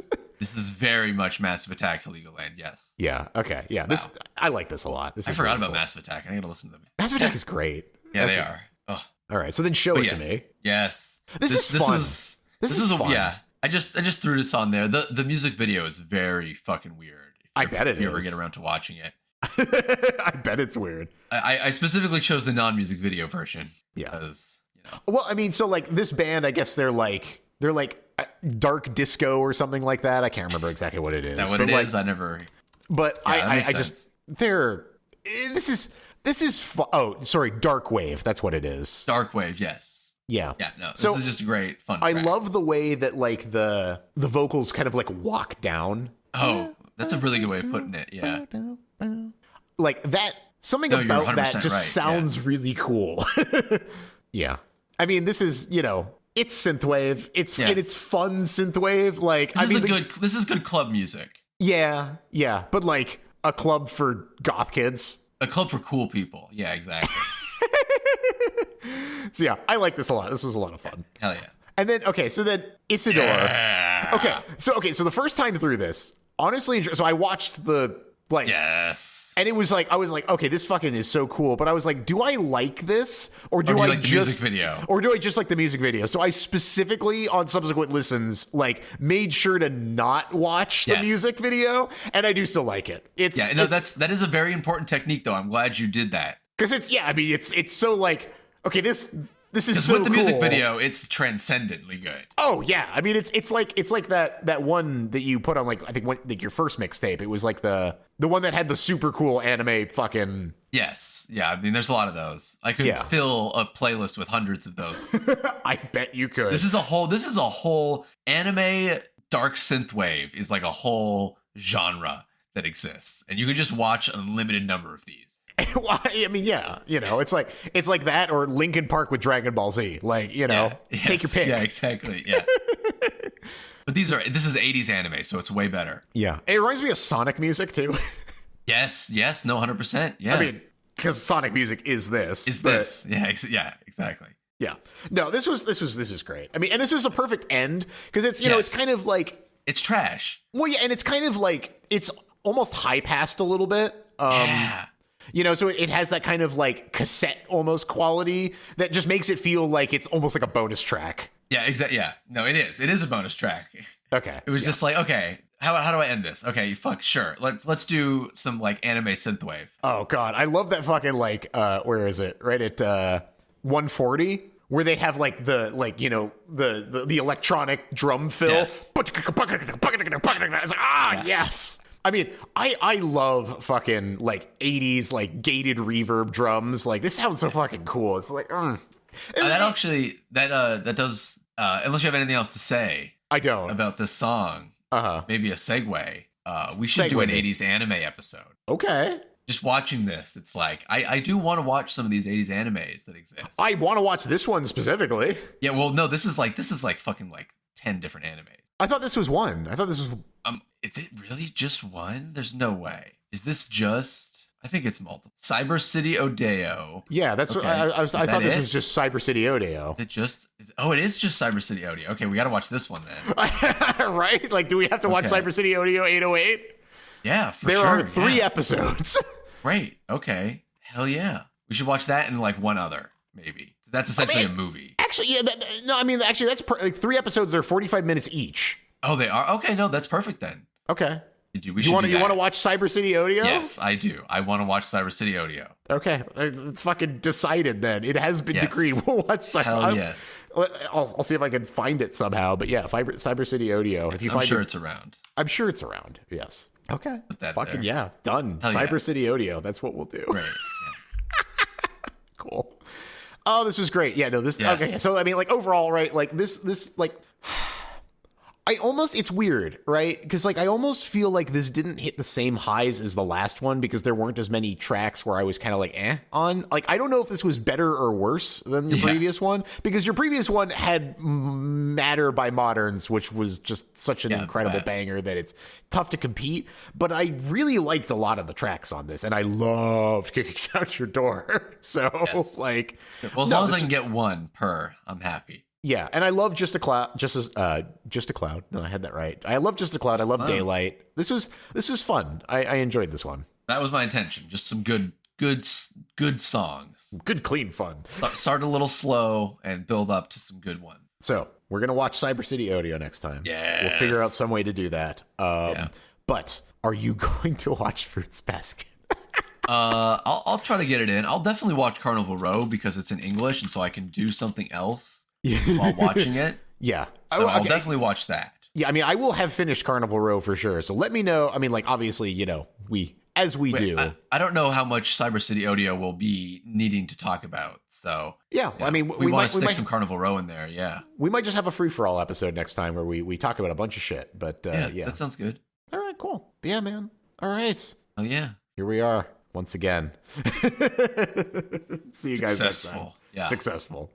All right. Goodbye. See you.